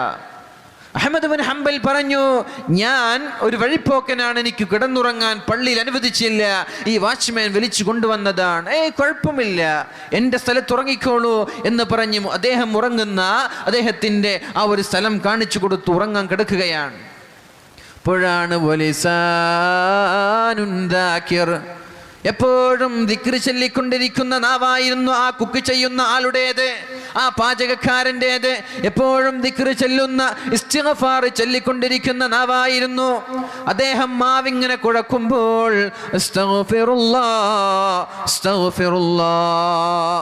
അല്ലാഹുവിനോട് ഇസ്തിഗ്ഫാർ ചൊല്ലിക്കൊണ്ടിരിക്കുന്നുണ്ട്. മാവ് കുഴക്കുന്നുണ്ട്, എന്തോ പാചകം ചെയ്യാൻ പോവുകയാണ്. മാവ് കുഴക്കുന്നുണ്ട്, അതിൻ്റെ ഇടയിലും അസ്തഗ്ഫിറുല്ലാഹ്, അല്ലാഹുവേ നിന്നോട് ഞാൻ പൊറുക്കലിനെ തേടുന്നു. പിറ്റേ ദിവസം സുബ്ഹി ആയപ്പോൾ അഹ്മദ് ബിൻ ഹംബൽ ചോദിച്ചു, അല്ല, നിങ്ങൾ രാത്രി മുതൽ രാവിലെ വരെ ഇസ്തിഗ്ഫാർ ചൊല്ലിക്കൊണ്ടിരിക്കുന്നത് കണ്ടല്ലോ. പറഞ്ഞു, ഞാനതൊരു ശീലമാണ്, ലിസാനുൻ ദാകിർ, അത് ശീലിച്ചതാണ്. ചെറുപ്പകാലത്തെ ഈ ഒരു ശീലം കൊണ്ടുവന്നാൽ പിന്നെ അത് മാറൂല എന്നാണ്. അദ്ദേഹം പറഞ്ഞു, ഇത് ഞാൻ ശീലിച്ചു വന്നതാണ്, ഞാൻ എല്ലാ സമയത്തും ഇസ്തിഗ്ഫാർ ചൊല്ലിക്കൊണ്ടിരിക്കും. അല്ല, അതുകൊണ്ട് എന്തെങ്കിലും നേട്ടം നിങ്ങൾക്കുണ്ടായോ? എന്തെങ്കിലും നേട്ടം? Any benefit? അദ്ദേഹം പറഞ്ഞു, അല്ലാഹുവിനോട് എന്ത് ദുആ ചെയ്താലും അല്ലാഹു എൻ്റെ ദുആഇന് ഇജാബത്ത് നൽകിയിട്ടുണ്ട്. മാ ദഅഉതു ദഅവതൻ ഇല്ലാ അഅതാനിഹാ, ഞാനൊരു ദുആ ചെയ്താൽ, ഞാനൊന്ന് പ്രാർത്ഥിച്ചാൽ അല്ലാഹു എൻ്റെ ദുആഇന് ഇന്ന് വരെ ഉത്തരം നൽകിയിട്ടുണ്ട്. ഇല്ലാ ദഅവതൻ വാഹിദ. നോക്കണം, ആർക്കാണ് അല്ലാഹു ഉത്തരം നൽകുന്നത്? ചുണ്ടിൽ 24 മണിക്കൂർ ഇസ്തിഗ്ഫാർ ചൊല്ലിക്കൊണ്ടിരിക്കുന്ന ഒരു പാചകക്കാരനാണ്. എന്ത് ചോദിച്ചാലും അല്ലാഹു ഉത്തരം നൽകുമെന്നാണ് ഇയാൾ പറയുന്നത്. നമ്മൾക്കും പറ്റും അതൊക്കെ. എന്താ ചെയ്യേണ്ടത്? വെറുതെ സിനിമ പാടി നടക്കല്ല, വെറുതെ ചാറ്റ് ചെയ്ത് ചീറ്റ് ചെയ്ത് നടക്കല്ല. അസ്തഗ്ഫിറുല്ലാഹൽ അലീം ചൊല്ലിക്കൂടെ? അസ്തഗ്ഫിറുല്ലാഹൽ അലീം, അസ്തഗ്ഫിറുല്ലാഹൽ അലീം. അല്ലാഹുവേ പുറത്തു തരണേ അല്ലാഹ്. ഈ ദിക്ർ ചൊല്ലിക്കൊണ്ടിരിക്കുന്ന സാധാരണക്കാരിൽ സാധാരണക്കാരനായ, പണ്ഡിതനല്ലാതെ ഒരു നാടനായ ഒരു പാചകക്കാരനാണ് അല്ലാഹു ചോദിച്ച എല്ലാ ചോദ്യങ്ങൾക്കും ഉത്തരം നൽകുന്നത്. അദ്ദേഹം പറഞ്ഞു, എൻ്റെ എല്ലാ ദുആഇനും അല്ലാഹു ഉത്തരം നൽകിയിട്ടുണ്ട്, ഒരൊറ്റ ഒരു ദുആ ഒഴികെ. എന്താണ് ആ ദുആ? പാചകക്കാരൻ പറഞ്ഞു, ഞാൻ അല്ലാഹുവിനോട് കരഞ്ഞ് കലങ്ങിയ കണ്ണുകളുമായി ദുആ ചെയ്യുന്നുണ്ട്. ലോകത്തെ ഏറ്റവും വലിയ പണ്ഡിതനായ അഹ്മദ് ബിൻ ഹംബൽ എന്ന പണ്ഡിതനെ എനിക്ക് നീ കണ്ണുകൊണ്ട് കാണാൻ ഭാഗ്യം നൽകണേ എന്ന് ഞാൻ ദുആ ചെയ്തിട്ട് ഇതുവരെ അല്ലാഹു എനിക്ക് ഉത്തരം നൽകിയിട്ടില്ല. നോക്കണം നമ്മൾ, ആലോചിക്കേണ്ട ചെറുപ്പക്കാരാ, ആലോചിക്കേണ്ട സഹോദരാ. എൻ്റെ ദുആഇന് ഇന്ന് വരെ ഉത്തരം നൽകി ഒരൊറ്റ ഒരു ചോദ്യമൊഴികെ, അഹ്മദ് ബിൻ ഹംബൽ എന്ന് പറയുന്ന പണ്ഡിതനെ കണ്ണുകൊണ്ട് കാണണമെന്ന് ആഗ്രഹമുണ്ട്. ഞാൻ ദുആ ചെയ്യുന്നു റബ്ബിനോട്, അല്ലാഹു ഇതുവരെ എനിക്ക് പൂർത്തീകരിച്ചു തന്നിട്ടില്ല. അപ്പോഴാണ് അഹ്മദ് ബിൻ ഹംബൽ പറയുന്നത്, നിങ്ങളുടെ ദുആഇന് അല്ലാഹു ഉത്തരം നൽകിയിട്ടുണ്ട്. ആ കാവൽക്കാരൻ പള്ളിയിൽ നിന്നെന്നെ കൊണ്ടുവന്നത് നിങ്ങൾക്കൊരു നോക്ക് കാണാൻ വേണ്ടിയിട്ടാണ്. അവിടെ കിടന്നുറങ്ങേണ്ട ഞാൻ, ആ പള്ളിയിൽ കിടന്നുറങ്ങേണ്ട ഞാൻ, അവിടെ എന്നെ ഉറങ്ങാൻ അനുവദിക്കാതെ ആ ഒരു കാവൽക്കാരൻ കൈപിടിച്ച് റോഡിലൂടെ വലിച്ചിഴച്ച് കൊണ്ടുവന്നത് അല്ലാഹു നിങ്ങളുടെ ദുആഇന് ഉത്തരം നൽകാനാണ്. ഞാനാണ് അഹ്മദ് ഇബ്നു ഹംബൽ. ഇതൊക്കെയാണ് ഇതിന്റെ നേട്ടങ്ങൾ. അതുകൊണ്ട് മുഅ്മിനെ, ചുണ്ടുകൾ വെറുതെ വിടല്ല. എന്നും ദിക്ർ ചൊല്ലുവീൻ. ലിസാനുൻ ദാകിർ, ദിക്ർ ചൊല്ലുന്ന ഹൃദയങ്ങൾക്ക് അല്ലാഹു സമാധാനം നൽകുമെന്നാണ് പരിശുദ്ധമായ ഖുർആൻ നമ്മോട് പഠിപ്പിക്കുന്നുണ്ട്. ഇസ്തഗ്ഫിറൂ റബ്ബക്കും ഇന്നഹു കാന ഗഫാറ. നമ്മൾ എന്ത് ചെയ്യാ? അല്ലാഹുവിനോട് ഇസ്തിഗ്ഫാർ ചോദിക്കുക. തെറ്റ് ചെയ്തിട്ടുണ്ട്, വലിയൊരു പ്രശ്നമാണ് അല്ലേ? നമ്മൾക്ക് എപ്പോഴാ ടെൻഷൻ ഉണ്ടാവുക? ഞാൻ ചോദിച്ച ഉത്തരം പറയും. നിങ്ങൾ പറയോ എപ്പോഴാ ടെൻഷൻ ഉണ്ടാവുക? നിങ്ങൾ പറയണ്ട, നിങ്ങൾ മനസ്സിലൊന്ന് ചിന്തിച്ചേ. എന്നിട്ട് ഞാൻ പറയുന്നതുമായിട്ട് അത് സ്യൂട്ടബിൾ ആണോ, അത് മാച്ച് ആണോ എന്ന് നോക്കുക. എപ്പോഴാ ഒരു മനുഷ്യന് ടെൻഷൻ ഉണ്ടാവുക, ദുഃഖമുണ്ടാകുന്നത് എപ്പോഴാ? ഓർത്തല്ലോ, സമയം വേണം, 2 മിനിറ്റ് ഓർക്കുക. നബിത്തങ്ങൾ പറയുന്നുണ്ട്, നബിത്തങ്ങളോട് ചോദിച്ചു, നബിയെ എന്താണ് നന്മ എന്ന് പറഞ്ഞാൽ? നബി പറഞ്ഞു, നന്മ എന്ന് പറഞ്ഞാൽ ഹുസ്നുൽ ഖുൽഖ്, സൽസ്വഭാവമാണ്. സൽസ്വഭാവം എന്ന് പറഞ്ഞാൽ മനസ്സിൽ പകയില്ല, മനസ്സിൽ വിദ്വേഷമില്ല, ആരോടും അസൂയയില്ല, കുശുമ്പില്ല, കുറുമ്പില്ല, ആരോടും ദേഷ്യമില്ല, എല്ലാവരോടും നല്ല രീതിയിൽ പെരുമാറുന്ന ആൾ, അതാണ് നന്മ. എന്താണ് തിന്മ? മൽ ഇസ്മു യാ റസൂലല്ലാഹ്, നബിയെ എന്താണ് തിന്മ? തിന്മ എന്ന് പറഞ്ഞാൽ അൽ ഇസ്മു ഫീ സദ്രിക്, ഹൃദയത്തിൽ ടെൻഷൻ ഉണ്ടാക്കുന്നതാണ് തിന്മ എന്ന് റസൂലുള്ളാഹ്. എപ്പോഴാ ടെൻഷൻ ഉണ്ടാവുക? തെറ്റ് ചെയ്യുമ്പോഴല്ലേ? നിങ്ങൾ പറയും അല്ലേ? ഒരാൾ തെറ്റ് ചെയ്യുമ്പോഴാണ് മനസ്സിൽ പേടി വരുന്നത്, മനസ്സിൽ ടെൻഷൻ ഉണ്ടാകുന്നത്. നിങ്ങൾ വേണമെങ്കിൽ ഒന്ന് പരീക്ഷിച്ച് നോക്കിയേ. ഒരു തെറ്റ് ചെയ്ത്, അങ്ങാടിയിൽ നിന്നൊരു തെറ്റ് ചെയ്ത് വീട്ടിലേക്ക് പോകുമ്പോൾ നിങ്ങളുടെ ഭാര്യയുടെ പെരുമാറ്റത്തിൽ വരെ വ്യത്യാസം ഉണ്ടാകും. നിങ്ങൾക്ക് വേണമെങ്കിൽ പരീക്ഷിച്ച് നോക്കാം. പണ്ഡിതന്മാർ പറയുന്നുണ്ട് ഈ സംഭവങ്ങളൊക്കെ. ഞാൻ ചെയ്തത് തെറ്റായി പോയി എന്നെനിക്ക് തോന്നുന്നത് ഞാനൊന്ന് വീട്ടിൽ പോകുമ്പോൾ ഭാര്യയുടെ പെരുമാറ്റത്തിൽ എന്തെങ്കിലും ഒരു വ്യത്യാസം എനിക്ക് കാണാൻ കഴിയുന്നുണ്ട്. അപ്പോഴാണ് എനിക്ക് മനസ്സിലാവുന്നത്, യാ അല്ലാഹ്, ഞാൻ ചെയ്തത് തെറ്റായി പോയല്ലോ എന്ന്. നമ്മൾക്കും അത് ഫീൽ ചെയ്യാം. നമ്മുടെ സ്വഭാവത്തിലോ നമ്മുടെ പെരുമാറ്റത്തിലോ നമ്മുടെ പ്രവർത്തനത്തിലോ എന്തെങ്കിലും ഒരു തെറ്റ് വന്നാൽ വീട്ടിൽ മക്കളോ ഭാര്യയോ നമ്മോട് മോശമായി പെരുമാറും. ഉറപ്പാണത്, നമ്മളത് അനുഭവിക്കും ദുനിയാവിൽ വെച്ച് തന്നെ. നിന്റെ ഹൃദയത്തിൽ ടെൻഷൻ ഉണ്ടാക്കുന്ന ഒന്നാണ് തെറ്റ് എന്നുള്ളത്. അപ്പൊ മനസ്സിൽ ടെൻഷൻ ഉണ്ടോ, അത് ചെയ്യണ്ട അല്ലേ? മൊബൈൽ ഫോൺ കൊടുക്കാൻ പേടിയാ. ചെറുപ്പക്കാര് പാസ്വേഡ് വെച്ചിട്ടാ നിൽക്കുക. പാസ്വേഡ് എന്തിനാ വെക്കുന്നത്? ഞാൻ ചോദിക്കട്ടെ, എന്തിനാണ് മൊബൈൽ ഫോണുകളിൽ പാസ്വേഡ് വെക്കുന്നത്? അതിൽ സീക്രറ്റ്സ് ഉണ്ട് അല്ലേ? സീക്രസി, അതിൽ സീക്രട്ട് ഉണ്ട്. അത് എൻ്റെ മൊബൈൽ ഫോണിലുള്ളത് ആരും കാണരുത്. ഇൻ കേസ് നമ്മൾ അങ്ങനെ ഒരു പാസ്വേഡ് വെക്കാൻ മറന്നു, എവിടെയെങ്കിലും വെച്ച് പോയാൽ യാ അല്ലാഹ്, ആ മൊബൈൽ കിട്ടുന്നത് വരെ ടെൻഷൻ മാറൂല. എന്തോ കാണാൻ പാടില്ലാത്തത് ഇതിലുണ്ട്. ഇതിലൊരു കുഴപ്പമില്ല, കാണാൻ പാടില്ലാത്തത് ഇതിലില്ല. ഇവിടെ എറിഞ്ഞാലും ഒരു ടെൻഷനില്ല. അങ്ങനല്ലേ? നിങ്ങൾ ആലോചിക്കുകയെ, ചിന്തിക്കുന്നുണ്ടോ? നിങ്ങൾ ചിന്തിക്കുന്നുണ്ടോ? ഇത് ഞാനിവിടെ എറിഞ്ഞ് കളഞ്ഞു പോവാൻ 1 മാസം കഴിഞ്ഞാലും എനിക്ക് ടെൻഷനില്ല. എന്തേ? ഇതിൽ കാണാൻ പാടില്ലാത്ത ഒന്നുമില്ല. ഇൻ കേസ് ഇതിൽ എന്തെങ്കിലും ഒന്ന് ആരെങ്കിലും കാണാൻ പാടില്ലാത്തതുണ്ടെങ്കിൽ എന്നെ അലട്ടിക്കൊണ്ടിരിക്കും അത് കിട്ടുന്നത് വരെ. യാ അല്ലാഹ്, അതാരെങ്കിലും കണ്ടോ? ഉപ്പ കണ്ടോ? ഉമ്മ കണ്ടോ? ഭാര്യ കണ്ടോ? ചങ്ങാതിമാര് കണ്ടോ? ഉസ്താദുമാര് കണ്ടോ? അധ്യാപകര് കണ്ടോ? എന്നൊരു ടെൻഷൻ നമ്മൾ അലട്ടിക്കൊണ്ടിരിക്കും. ആ ടെൻഷൻ അലട്ടുമ്പോൾ അത് നമ്മുടെ ആയുസ്സിനെ ബാധിക്കുകയാണ്, നമ്മുടെ ശരീരത്തെ ബാധിക്കുകയാണ്, നമ്മുടെ ആരോഗ്യത്തെ ബാധിക്കുകയാണ്. അതുകൊണ്ട് ടെൻഷൻലെസ്, ടെൻഷൻ ഫ്രീ ലൈഫ്, അപ്പോഴാ ഹെൽത്തി, ആരോഗ്യമുള്ള ആളായി മാറുന്നത്. അല്ലാഹു തൗഫീഖ് ചെയ്യട്ടെ. അപ്പോൾ എന്ത് ചെയ്യണം? തെറ്റിൽ നിന്ന് മാറി നിൽക്കണം. അൽ ഇസ്മു മാ ഹാക ഫീ സദ്രിക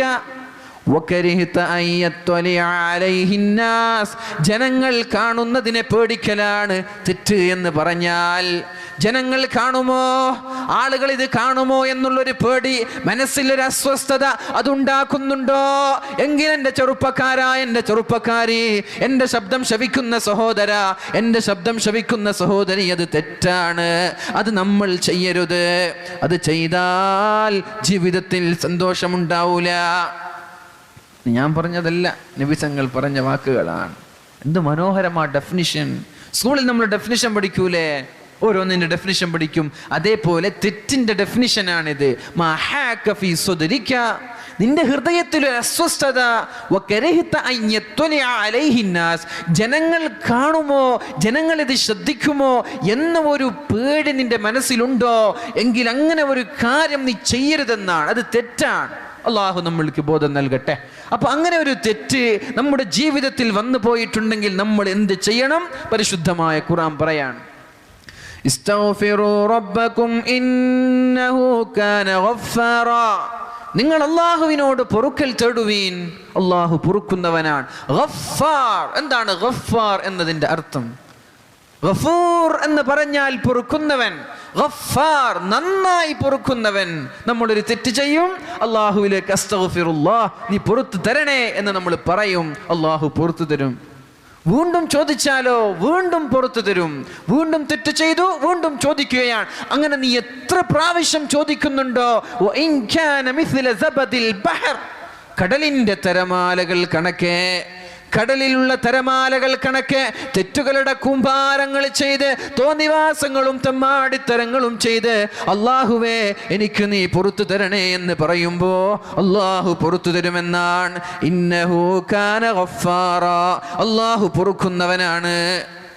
വെറും പൊറുക്കലല്ല, നന്നായി പൊറുക്കുന്ന ആളുകളാണ്. അള്ളാഹു നമ്മുടെ ദോഷങ്ങൾ പുറത്തു തരുമാറാവട്ടെ. അത് മാത്രമാണോ നമ്മളൊരു അസ്തഗ്ഫിറുല്ലാഹ് കൊണ്ടുള്ള നേട്ടം? അല്ല. അസ്തഗ്ഫിറുല്ലാഹ് നമ്മുടെ ജീവിതത്തിൽ പതിവാക്കുമ്പോൾ അതുകൊണ്ട് ഒരുപാട് നേട്ടങ്ങൾ ഉണ്ടെന്നാണ്.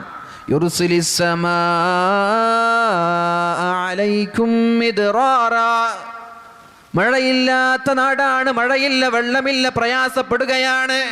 എന്താണ് ചെയ്യേണ്ടത്? ആളുകളെല്ലാം അല്ലാഹുവിലേക്ക് മടങ്ങിക്കൊണ്ട് പറയുവീൻ, അസ്തഗ്ഫിറുല്ലാഹ് അസ്തഗ്ഫിറുല്ലാഹ് അസ്തഗ്ഫിറുല്ലാഹ്, അല്ലാഹുവേ പുറത്തു തരണേ, അല്ലാഹുവേ പുറത്തു തരണേ, അല്ലാഹുവേ പുറത്തു തരണേ എന്ന് നാട്ടുകാരായ ആളുകളൊക്കെ അല്ലാഹുവിന്റെ മുമ്പിൽ കൈകൂപ്പിക്കൊണ്ട് ജീവിതത്തിൽ പറയാൻ തുടങ്ങിയാൽ യുർസിലിസ് സമാ അലൈക്കും മിദ്റാറാ, നിങ്ങൾക്ക് കോരിച്ചൊരിയുന്ന മഴ അത് ഞാൻ നൽകുമെന്ന് പരിശുദ്ധ ഖുർആൻ നമ്മോട് പഠിപ്പിക്കുന്നുണ്ട്. മഴ വേണോ? മഴ വേണോ? എന്താ ചെയ്യേണ്ടത്? അസ്തഗ്ഫിറുല്ലാഹ്. ഇനി വയുംദിദുകും ബിഅംവാൽ, ജോലിയില്ല ചെറുപ്പക്കാരൊക്കെ നാട് നീളെ ബൈക്ക് എടുത്ത് നടക്കാണ്, വളണ്ടിയർ കാർഡ് ഇട്ട് നല്ലോണം ചെറുപ്പക്കാരൻ്റെ ഇവിടെ അള്ളാഹു ഖൈർ ചെയ്യട്ടെ, അർശിൻ്റെ തണൽ നൽകട്ടെ. 250ഓളം വോളണ്ടിയർമാർ ഇവിടെ ഉണ്ടെന്നാണ്. അവർക്കൊക്കെ വാതിൽ ഇരിക്കണമെന്ന് നല്ല ആഗ്രഹമുണ്ട്. പക്ഷേ ഇവിടെ കൺട്രോൾ ചെയ്യേണ്ട ഡ്യൂട്ടി ഉള്ളത് കൊണ്ട് പല ആളുകളും ഡ്യൂട്ടിയിലാണ്. അള്ളാഹു അവർക്കൊക്കെ അർശിൻ്റെ തണൽ നൽകട്ടെ. ഇതിനു വേണ്ടി ആരൊക്കെയാണോ പ്രവർത്തിക്കുന്നത് അവർക്കൊക്കെ അള്ളാഹു ദുനിയാവിലും ആഖിറത്തിലും ഉന്നതമായ വിജയം നൽകുമാറാവട്ടെ. ഇവിടെ മറപ്പെട്ട് കിടക്കുന്നത് സ്വഹാബാക്കൾ എന്നാണ് പലരും സംശയിക്കുന്നത്. ഒരു സ്വഹാബി ഒരു നാട്ടിൽ മരിച്ചു കിടക്കുന്നുണ്ടെങ്കിൽ നാളെ മഅ്ശറയിലേക്ക് നമ്മെ കൊണ്ടുപോകുന്നത് ആ സ്വഹാബിയാണ്. നാട്ടുകാരല്ല എല്ലാ ആളുകളും, ഭൂരിഭാഗം ആളുകളും നാട്ടുകാരാണ്. നമ്മുടെ നാട്ടിൽ ഒരു സ്വഹാബി മറപ്പെട്ട് ദഫൻ ചെയ്ത് കിടക്കുന്നുണ്ടെങ്കിൽ എന്ന് അധികരിപ്പിക്കുമ്പോൾ നിങ്ങൾക്ക് സാമ്പത്തിക സഹായം ഞാൻ നൽകാം എന്ന് അല്ലാഹു തആല പരിശുദ്ധമായ ഖുർആനിൽ പറയാണ്. മഹാന്മാരായ സ്വഹാബാക്കൾ പറയുന്നുണ്ട്, സ്വഹാബാക്കളോട് ആളുകൾ വന്ന് പറയുമായിരുന്നു ദുആ ചെയ്യണം, മഴയില്ല. അപ്പോഴാണ് സ്വഹാബാക്കൾ പറയുന്നത് നിങ്ങൾ അസ്തഗ്ഫിറുല്ലാഹ് എന്ന് ചൊല്ലണേ. ജോലിയില്ല എന്ന് പറഞ്ഞ് വിഷമിക്കുന്ന ആളുകൾ വരുമ്പോൾ അവരോടും പറഞ്ഞു കൊടുക്കും അസ്തഗ്ഫിറുല്ലാഹ് എന്ന് പറയണേ. മൂന്നാമത്തെ കാര്യം അല്ലാഹു പറയുന്നത് വയുംദിദുകും ബിഅംവാലിൻ വബനീൻ, മക്കളില്ലാത്ത ആളുകൾ, സന്താന സൗഭാഗ്യങ്ങളില്ലാത്ത ആളുകൾ എന്താ ചെയ്യേണ്ടത്? കല്യാണം കഴിഞ്ഞിട്ട് മക്കളില്ലാത്ത ആളുകളൊന്ന് കൈപൊന്തിച്ച് നോക്കട്ടെ. ആരെങ്കിലും ഉണ്ടോ? ആരുമില്ല. അൽഹംദുലില്ലാ, നിങ്ങളൊക്കെ ഭാഗ്യവാന്മാരാണ് അല്ലേ? മാഷാ അല്ലാഹ്. കല്യാണം ടെൻഷൻ്റെ കാര്യം പറയുമ്പോൾ ഞാൻ ഒന്നും കൂടി സൂചിപ്പിക്കാൻ, കല്യാണം കഴിഞ്ഞു 2 മാസമാകുമ്പോൾ ആളുകൾ ചോദിക്കാൻ തുടങ്ങാണ്, കുട്ടിയായോ? ഇല്ല. 4 മാസമാകുമ്പോൾ വീണ്ടും ചോദിച്ചു, കുട്ടിയായോ? ഇല്ല. ആരുടേതാ കുഴപ്പം? ടെൻഷൻ തുടങ്ങി. നിന്റേതാണോ അല്ല അവളുടേതാണോ? ഇത് ആർക്കാണ് പറയാൻ പറ്റുക ആരുടെ കുഴപ്പമാണെന്ന്? കുട്ടി നമ്മളല്ലല്ലോ ഉണ്ടാക്കുന്നത്, അത് അള്ളാഹുവാണ്. പിന്നെ 1 വർഷം കഴിഞ്ഞു, ആളുകൾ കണ്ട സ്ഥലത്തു നിന്നൊക്കെ ചോദിക്കാൻ തുടങ്ങി, കുട്ടിയായോ? ഇല്ല. എന്തേ കുഴപ്പം? എന്താ പ്രശ്നം എന്നൊക്കെ ആളുകൾ ചോദിച്ചു. പിന്നെ ആ പെണ്ണിന് വീട്ടിൽ നിന്ന് പുറത്തിറങ്ങാൻ പറ്റാത്ത അവസ്ഥയായി. മറ്റുള്ള കുട്ടികളെ കാണുമ്പോൾ ടെൻഷൻ വരാൻ തുടങ്ങി. അങ്ങനെ ചുരുക്കി പറഞ്ഞാൽ ടെൻഷനോട് ടെൻഷനാണ്. കല്യാണം കഴിക്കുന്ന ഒരു ചെറുപ്പക്കാരൻ പെണ്ണ് ആലോചിക്കുമ്പോൾ ടെൻഷനാണ്. യാ അല്ലാ, എനിക്ക് കിട്ടുന്ന പെണ്ണ് എങ്ങനെയുള്ള പെണ്ണായിരിക്കും? സൗന്ദര്യമുള്ളവളോ അല്ല ദീനി ബോധമുള്ളവളോ? എങ്ങനെയായിരിക്കും എൻ്റെ പെണ്ണ്? പെണ്ണിനും ടെൻഷൻ, എൻ്റെ ഭർത്താവ് എങ്ങനെയായിരിക്കും? കല്യാണം കഴിഞ്ഞു 2 മാസമാകുമ്പോൾ വീണ്ടും പ്രശ്നം തുടങ്ങി. പടച്ചവനെ, ഇവളെയാണോ എനിക്ക് കിട്ടിയത്? ലോകത്ത് എത്ര സുന്ദരികളുണ്ട്, ഇവളെയാണോ എനിക്ക് കിട്ടിയത്? പിന്നെയും ടെൻഷൻ. മക്കളില്ലേ? പിന്നെയും ടെൻഷൻ. മക്കളുണ്ടോ? ഇനി അവിടെയും ടെൻഷനാണ്. മക്കളില്ലാതെ ഗർഭം ധരിക്കുന്ന പെണ്ണിന് വീണ്ടും ടെൻഷൻ. യാ അല്ലാ, എൻ്റെ ഗർഭത്തിൽ നിന്ന് പ്രസവിക്കുന്ന കുട്ടി അവൻ ആരോഗ്യമുള്ളവനായിരിക്കോ അല്ല ഹാൻഡിക്യാപ്ഡ് ആയിരിക്കോ, മുടന്തനായിരിക്കോ, കണ്ണിന് കാഴ്ചയുണ്ടാകോ? ഇങ്ങനെ ആവശ്യമില്ലാതെ ടെൻഷൻ അടിക്കുന്ന ആളുകളാണ് ഭൂരിഭാഗവും സ്ത്രീകൾ. അത് നമ്മൾ ചെയ്യരുത്. എല്ലാം വരുന്നിടത്ത് വെച്ച് കാണുക എന്നൊരു ദൃഢപ്രതിജ്ഞ അത് ഒരു മനുഷ്യൻ ഉണ്ടാവണമെന്നാണ്. വെറുതെ ടെൻഷൻ അടിക്കുക. കല്യാണം കഴിഞ്ഞിട്ട് 2 മാസമേ ആയിട്ടുള്ളൂ. യാ അല്ലാഹ്, എനിക്ക് കുട്ടിയില്ല, നിങ്ങൾ ദുആ ചെയ്യണം. ഇനി ഗർഭിണിയാകുമ്പോൾ എൻ്റെ കുട്ടിയൊന്ന് ആഫിയത്തുള്ളവനാകാൻ ദുആ ചെയ്യണം. ആഫിയത്തുള്ള കുട്ടി പ്രസവിച്ചു, കുട്ടി പെണ്ണാണ്, അതിൻ്റെ പേരിലും ടെൻഷൻ. ഇങ്ങനെ ടെൻഷൻ മാറൂല അള്ളാഹുവിലേക്ക് മടങ്ങാതെ. അള്ളാഹുവിലേക്ക് തവക്കുൽ ചെയ്യാതെ മനുഷ്യന്റെ ടെൻഷൻ മാറൂല. അതുകൊണ്ട് നമ്മൾ ടെൻഷൻ മാറാൻ വേണ്ടി ചെയ്യേണ്ടത്, അല്ലാഹു തആല അല്ലാഹുവിന്റെ ഹബീബ് ലോകത്തോട് വിട പറയുമ്പോൾ 2 കാര്യമാണ് ഇവിടെ ഇട്ടേച്ചു പോയിട്ടുള്ളത്. ഒന്ന്, തറക്തു ഫീകും അംറൈൻ, നിങ്ങൾക്ക് ഞാൻ 2 കാര്യം ഇവിടെ ഇട്ടേച്ചു പോകുന്നുണ്ട്. ഒന്ന് ഖുർആൻ, 2 അല്ലാഹുവിന്റെ ഹബീബിന്റെ സുന്നത്തുകൾ. ഈ ഖുർആനും സുന്നത്തും ആരാണ് മുറുകെ പിടിക്കുന്നത്, അവർക്ക് ടെൻഷൻ ഉണ്ടാവൂല, അവർക്ക് പരാജയം ഉണ്ടാവൂല, അവർക്ക് ദുഃഖമുണ്ടാവൂല, പരാജയത്തിന്റെ കയ്പുനീര് കുടിക്കേണ്ടി വരൂല. ആരെ? അള്ളാഹുവിന്റെ ഹബീബിന്റെ തിരുചര്യകളെ, പരിശുദ്ധമായ ഖുർആൻ മുറുകെ പിടിക്കുന്ന ആളുകൾ ടെൻഷൻ ഫ്രീ ലൈഫാണ്. കരയാൻ വേണ്ടിയിട്ട് ബോംബെയിലും ചിരിക്കാൻ വേണ്ടിയിട്ട് ലണ്ടനിലൊക്കെ പ്രത്യേക റൂമുകളുണ്ടെന്ന. ടെൻഷനുള്ള ആളുകൾക്ക് വേണ്ടി ഒന്ന് ഓപ്പണായി പൊട്ടിക്കരയാൻ വേണ്ടി ലണ്ടനിലൊരു റൂം, ആ റൂമിൽ പോയിട്ട് കരയാ. എന്തിന്? ടെൻഷൻ തീർക്കാൻ വേണ്ടി, ചിരിക്കാൻ വേണ്ടി മുറികൾ. ഇങ്ങനെയൊക്കെ നമ്മുടെ നാട്ടിൽ നടക്കുന്നുണ്ട്. എന്തിന്? ടെൻഷൻ ഇല്ലാതാക്കാൻ വേണ്ടി. പക്ഷേ അതൊന്നുമല്ല പരിഹാരം, അതൊന്നുമല്ല സൊല്യൂഷൻ. നമ്മുടെ സൊല്യൂഷൻ എന്താ? അല്ലാഹു തആല പറയുന്നത്, അല്ലാഹുവിലേക്ക് മടങ്ങുവീൻ. അപ്പൊ മക്കളില്ലാത്ത ആളുകൾ എന്ത് ചെയ്യണം? ഇസ്തഗ്ഫിറൂ റബ്ബക്കും, നിങ്ങളുടെ റബ്ബിനോട് നിങ്ങൾ ഇസ്തിഗ്ഫാർ ചൊല്ലുവേൻ. യുംദിദുകും ബിഅംവാലിൻ വബനീൻ, നിങ്ങൾക്ക് ഞാൻ സാമ്പത്തിക സഹായം നൽകാം. മക്കളില്ലേ? മക്കൾ നൽകാം. എപ്പോൾ? അല്ലാഹുവിന് ഇസ്തിഗ്ഫാർ ചൊല്ലി മടങ്ങുമ്പോൾ. ഇനി കൃഷിയിൽ ബറക്കത്തില്ല, അടക്കയില്ല, തേങ്ങയില്ല, ഒന്നിലും ബറക്കത്തില്ല. അടക്കയുടെ വാല്യൂ, അതിന്റെ വില ഇങ്ങനെ വർദ്ധിച്ചു വരുമ്പോഴാണ് തോട്ടത്തിൽ അടക്കയില്ല. സംഭവിക്കുന്നില്ലേ? ഇല്ലേ? നല്ല വിലയാണ്, 250-300 ഒക്കെ വിലയാണ്. പക്ഷേ തോട്ടത്തിൽ ചെല്ലുമ്പോൾ കവുങ്ങിലൊന്നും അടക്കയില്ല, ഒക്കെ രോഗം പിടിച്ച് പോയിട്ടുണ്ട്. അതൊക്കെ സംഭവിക്കും. അപ്പോഴും ടെൻഷനാണ്, മനുഷ്യൻ എന്നും ടെൻഷനാണ്. അപ്പോൾ അല്ലാഹു പറയാൻ, നിങ്ങളുടെ കൃഷിയിടങ്ങളിൽ നിങ്ങൾക്ക് ബറക്കത്ത് വേണോ, ഫലഭൂയിഷ്ടമായ കായ്ക്കനികൾ വേണോ? വയജഅൽ ലക്കും ജന്നാത്ത്, നിങ്ങൾക്ക് മനോഹരമായ തോട്ടങ്ങൾ വേണമെങ്കിൽ അതിനും നിങ്ങൾ ചെല്ലേണ്ടത് അല്ലാഹുവേ എനിക്ക് പുറത്തു തരണേ എന്നുള്ള വാക്കാണ്. വയജഅൽ ലക്കും അൻഹാറാ, നിങ്ങൾക്ക് ഞാൻ നദികളെയും പുഴകളെയും കുളങ്ങളെയും വെള്ളങ്ങളെയും ഞാൻ നൽകുമെന്ന് അല്ലാഹു തആല പരിശുദ്ധമായ ഖുർആനിൽ പറയുന്നുണ്ട്.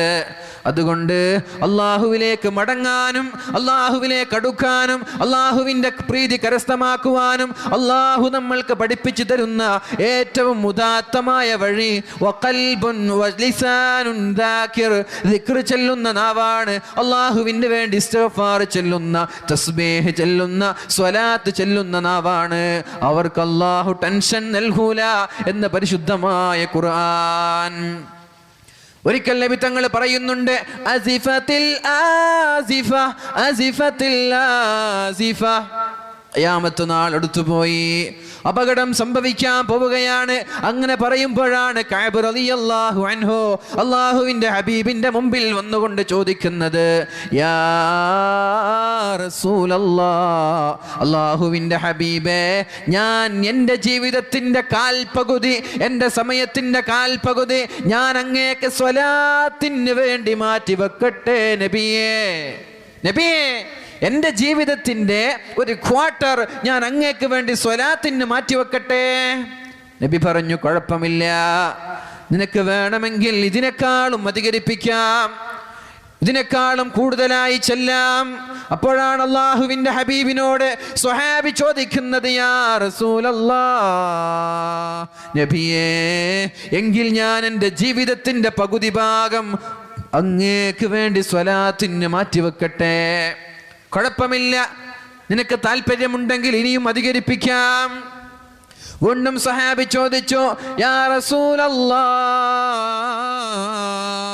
നബിയേ, എൻ്റെ ജീവിതത്തിൻ്റെ എല്ലാ ഭാഗവും അങ്ങേക്ക് വേണ്ടി സ്വലാത്തിന് ഞാൻ മാറ്റിവെക്കട്ടെ, എൻ്റെ ജീവിതം മുഴുവനും എൻ്റെ സമയം മുഴുവനും സ്വലാത്തിന് വേണ്ടി ഞാൻ മാറ്റിവെക്കട്ടെ എന്ന് ചോദിച്ചപ്പോ അല്ലാഹുവിൻ്റെ ഹബീബ് പറഞ്ഞത്, ഇദൻ തുക്ഫാ ഹമ്മുക, നിന്റെ വിഷമങ്ങളും നിന്റെ ടെൻഷനും അല്ലാഹു മാറ്റിക്കളയും. ടെൻഷൻ മാറണോ, സ്വലാത്ത് ചൊല്ലുവീൻ, ടെൻഷൻ മാറണോ, സ്വലാത്ത് ചൊല്ലുവീൻ. ജീവിതത്തിൻ്റെ ഒട്ടുമിക്ക ഭാഗങ്ങളും സ്വലാത്തിന് വേണ്ടി മാറ്റിവെച്ചാൽ തുക്ഫാ ഹമ്മുക, നിന്റെ ടെൻഷൻ അല്ലാഹു മാറ്റിത്തരുമെന്ന് റസൂലുള്ളാഹ് സ്വല്ലല്ലാഹു അലൈഹി വസല്ലം. വയുഗ്ഫറു ദംബുക, നിന്റെ ദോഷങ്ങളും അല്ലാഹു പുറത്തു തരുമെന്ന് റസൂലുള്ളാഹ്. സല്ലു അലാ സയ്യിദിനാ മുഹമ്മദിൻ വആലി, ഒന്നെണ്ണിച്ച് നിൽക്കെല്ലാരും, സല്ലല്ലാഹു അലാ മുഹമ്മദ് സല്ലല്ലാഹു അലൈഹി വസല്ലം. ഉറക്കെ ചൊല്ല്,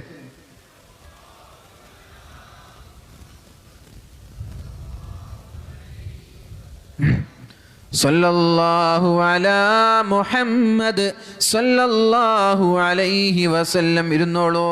അല്ലാഹു നമ്മുടെ വിഷമങ്ങളെ മാറ്റിത്തരുമാറാവട്ടെ, അല്ലാഹു നമ്മുടെ പ്രയാസങ്ങളെ നീക്കിത്തരുമാറാവട്ടെ, അല്ലാഹു നമ്മുടെ അസുഖങ്ങൾക്ക് ശിഫയാകാൻ ഈ സ്വലാത്ത് ഒരു കാരണമാക്കട്ടെ.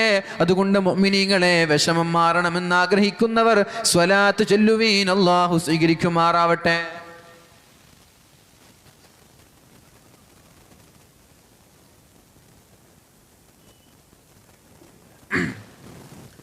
ഇതേപോലെ അല്ലാഹുവിൻ്റെ ഹബീബ് സല്ലല്ലാഹു അലൈഹി വസല്ലം ഒരു ദിക്ർ പഠിപ്പിച്ചു തരുന്നുണ്ട്. ഒരു മനോഹരമായ ദിക്റാണത്. ഹദ്ദാദ് ചൊല്ലിയ ആളുകളുണ്ട് ഇവിടെ നിന്ന് കൈവന്ന് ചിന്ന് ഹദ്ദാദ് ചൊല്ലിയ ആളുകൾ ഇൻഷാ അല്ലാഹ് ഒരു 10-15 ആളുകളുണ്ട്. അൽഹംദുലില്ലാഹ്, ജീവിതത്തിൽ അത് തുടരാം. റളീനാ ബില്ലാഹി റബ്ബൻ വബിൽ ഇസ്ലാമി ദീനൻ വബിമുഹമ്മദിൻ നബിയ്യാ. റളീനാ ബില്ലാഹി റബ്ബൻ, എൻ്റെ റബ്ബ്, എൻ്റെ രക്ഷിതാവ് അത് അല്ലാഹു ആണെന്ന കാര്യത്തിൽ എനിക്ക് ഇഷ്ടമാണ്, അത് ഞാൻ തൃപ്തിപ്പെട്ടു. എൻ്റെ റബ്ബാണെന്ന കാര്യത്തിൽ എനിക്ക് തൃപ്തിയുണ്ട്. I am satisfied. എൻ്റെ റബ്ബ് അല്ലാഹു ആണ്. എൻ്റെ ദീൻ ഏതാ? റളീനാ ബില്ലാഹി റബ്ബൻ വബിൽ ഇസ്ലാമി ദീനൻ, എൻ്റെ മതം ഇസ്ലാമാണെന്ന കാര്യത്തിലും എനിക്ക് സംതൃപ്തിയുണ്ട്. വബിമുഹമ്മദിൻ നബിയ്യ, എൻ്റെ നബിയത് ലോകത്തിൻ്റെ മുത്ത്, മദീനയുടെ രാജകുമാരൻ, ലോകത്തിൻ്റെ വെള്ളി നക്ഷത്രം, അല്ലാഹുവിൻ്റെ ഹബീബ് സല്ലല്ലാഹു അലൈഹി വസല്ലം. അതിലും എനിക്ക് തൃപ്തിയാണ്. ഇത് പറയുന്ന ആളുകൾക്ക് അല്ലാഹു നാളെ ആഖിറത്തിൽ തൃപ്തിപ്പെടുമെന്നാണ്. മഗ്രിബിന് ശേഷം ഒരു 3 പ്രാവശ്യം, സുബഹയ്ക്ക് ശേഷം ഒരു 3 പ്രാവശ്യം ഇത് ആരെങ്കിലും ചൊല്ലുന്നുണ്ടോ എങ്കിൽ ഹഖ്ഖുൻ അലല്ലാഹ്, അല്ലാഹുവിന്റെ ബാധ്യതയാണ് അയ്യുർളിയഹു യൗമൽ ഖിയാമ. ഖിയാമത്ത് നാളിൽ എല്ലാ ആളുകളും പേടിച്ച് ഓച്ചാനിച്ചു നിൽക്കുമ്പോ ഇത് ചെല്ലുന്ന ആളുകളെ അല്ലാഹു പ്രത്യേകം പരിഗണന നൽകുമെന്ന് റസൂലുള്ളാഹ് സല്ലല്ലാഹു അലൈഹി വസല്ലം. ഉറക്കെ ചൊല്ലൽ എല്ലാ ആളുകൾക്കും. റളീനാ ബില്ലാഹി റബ്ബൻ ഒരു 3 വട്ടം, വബിൽ ഇസ്ലാമി ദീനൻ വബി മുഹമ്മദിൻ നബിയ്യാ. റളീനാ ബില്ലാഹി റബ്ബൻ.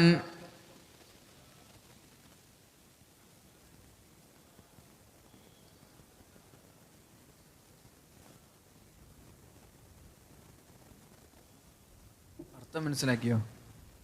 അർത്ഥം മനസ്സിലായോ? റളീന ബില്ലാഹി റബ്ബൻ. എന്താണ് അതിൻ്റെ അർത്ഥം? എൻ്റെ റബ്ബ് അല്ലാഹുവാണെന്നതിൽ ഞാൻ തൃപ്തനാണ്. നിങ്ങൾക്ക് അങ്ങനെ ഇഷ്ടപ്പെട്ടിട്ടുണ്ടോ? ഉണ്ടോ? എൻ്റെ റബ്ബ് അല്ലാഹുവാണ്, മാഷാ അല്ലാ, എന്തോ ഒരു സന്തോഷം. അങ്ങനെ ആർക്കെങ്കിലും തോന്നിയിട്ടുണ്ടോ? എൻ്റെ ദീൻ ഇസ്ലാമാണ്, ഞാൻ മുസ്ലിം ആയതിൽ വലിയൊരു സൗഭാഗ്യവാനാണ് എന്നാർക്കെങ്കിലും തോന്നിയിട്ടുണ്ടോ? എൻ്റെ നബി അത് റസൂലുള്ളാഹി സ്വല്ലല്ലാഹു അലൈഹി വസല്ലമ തങ്ങളാണെന്ന് ആർക്കെങ്കിലും സന്തോഷം തോന്നിയിട്ടുണ്ടോ? ഇങ്ങനെ അർത്ഥം മനസ്സിലാക്കി മഗ്രിബിന് ശേഷം ഒരു 3 പ്രാവശ്യം, സുബഹയ്ക്ക് ശേഷം ഒരു 3 പ്രാവശ്യമാണ്. അള്ളാഹുവിന് ഇഷ്ടമുള്ള ഒരാൾ അള്ളാഹു നരകത്തിൽ കയറ്റോ? ആലോചിക്കില്ല. ഇതിൻ്റെ അർത്ഥം എന്താണ്? ഇത് ചൊല്ലുന്ന ആളുകൾ സ്വർഗത്തിലേക്ക് എത്തുമെന്നാണ് റസൂലുള്ളാഹി സ്വല്ലല്ലാഹു അലൈഹി വസല്ലം. ഇത് മാത്രമല്ല, നബി തങ്ങൾ പറയുന്നുണ്ട്, അന ഉഖ്രിജുഹും മിനന്നാർ, അവരെ ഞാൻ നരകത്തിലേക്ക് ചെന്ന് അവരുടെ കൈ പിടിച്ച് വലിച്ചു കൊണ്ടുവന്ന് ഉദ്ഖിലുഹുമുൽ ജന്ന, സ്വർഗത്തിലേക്ക് ഞാൻ അവരെ കൊണ്ടുപോകുമെന്ന് മദീനയുടെ മുത്ത് റസൂലുള്ളാഹ് സല്ലല്ലാഹു അലൈഹി വസല്ലം ചൊല്ലുവീൻ. എല്ലാ ദിവസവും മറക്കരുത്, ജീവിതത്തിൽ ആവർത്തിക്കുവീൻ. അല്ലാഹു തൗഫീഖ് ചെയ്യട്ടെ. ദിക്ർ ചൊല്ലുന്ന ഒരു നാവ് അതുള്ളവൻ അല്ലാഹു സമാധാനം നൽകുമെന്നാണ്. മൻ ലൈസ ലഹു വിർദുൻ ഫഹുവ ഖിർദുൻ എന്നാണ്. ഞാനൊരു ചോദ്യം ചോദിക്കട്ടെ, സത്യസന്ധമായി മറുപടി പറയണേ. മൻ ലൈസ ലഹു വിർദുൻ ഫഹുവ ഖിർദുൻ എന്നാണ്. സ്ഥിരമായിട്ടൊരാള് ഒരു ദിക്ർ പതിവാക്കുന്നില്ലെങ്കിൽ അവൻ കുരങ്ങനാണ് എന്നാണ് മഹാന്മാരായ പണ്ഡിതന്മാർ പറയാ. നമ്മളൊക്കെ മനുഷ്യന്മാരല്ലേ? ആർക്കെങ്കിലും സംശയമുണ്ടോ?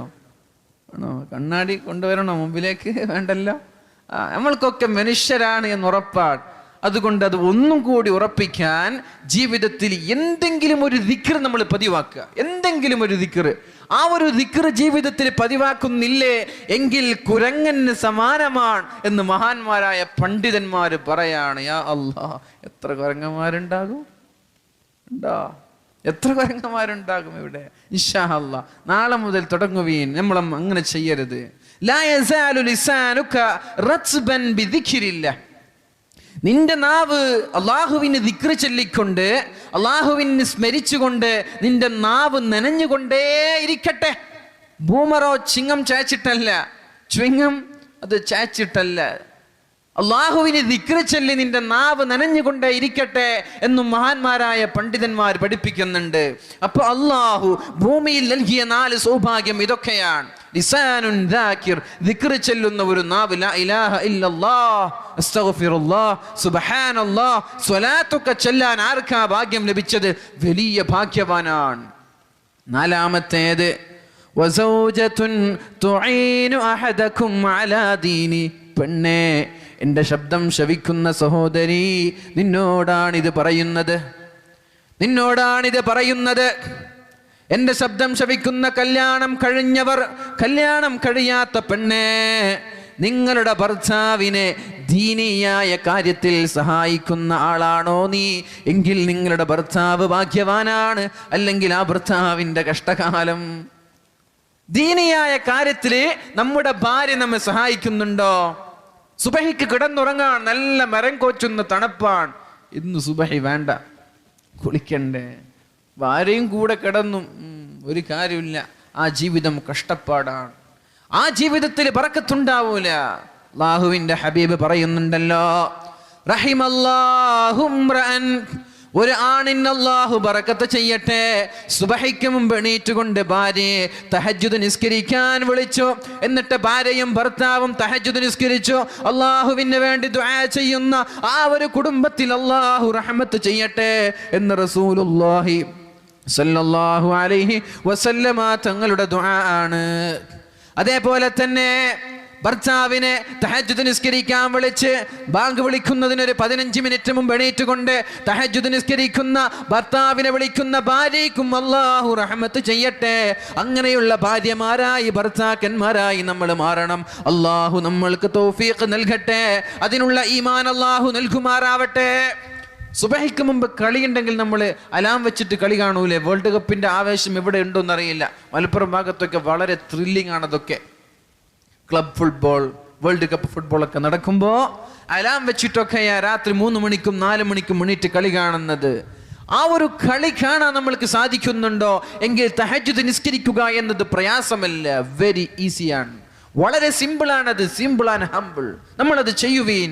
ഭർത്താവ് ഭാര്യയെ വിളിക്കുവീൻ, ഭാര്യ ഭർത്താവിനെ വിളിക്കുവീൻ. അങ്ങനെ പരസ്പരം സഹകരിച്ച് കൂടെ നിസ്കരിച്ച് ദുആ ചെയ്യുമ്പോഴാ ആ കുടുംബത്തിൽ സന്തോഷവും സമാധാനവും ഉണ്ടാകുന്നത്. അല്ലാഹു നമ്മുടെ കുടുംബങ്ങളിൽ സമാധാനം നൽകുമാറാവട്ടെ.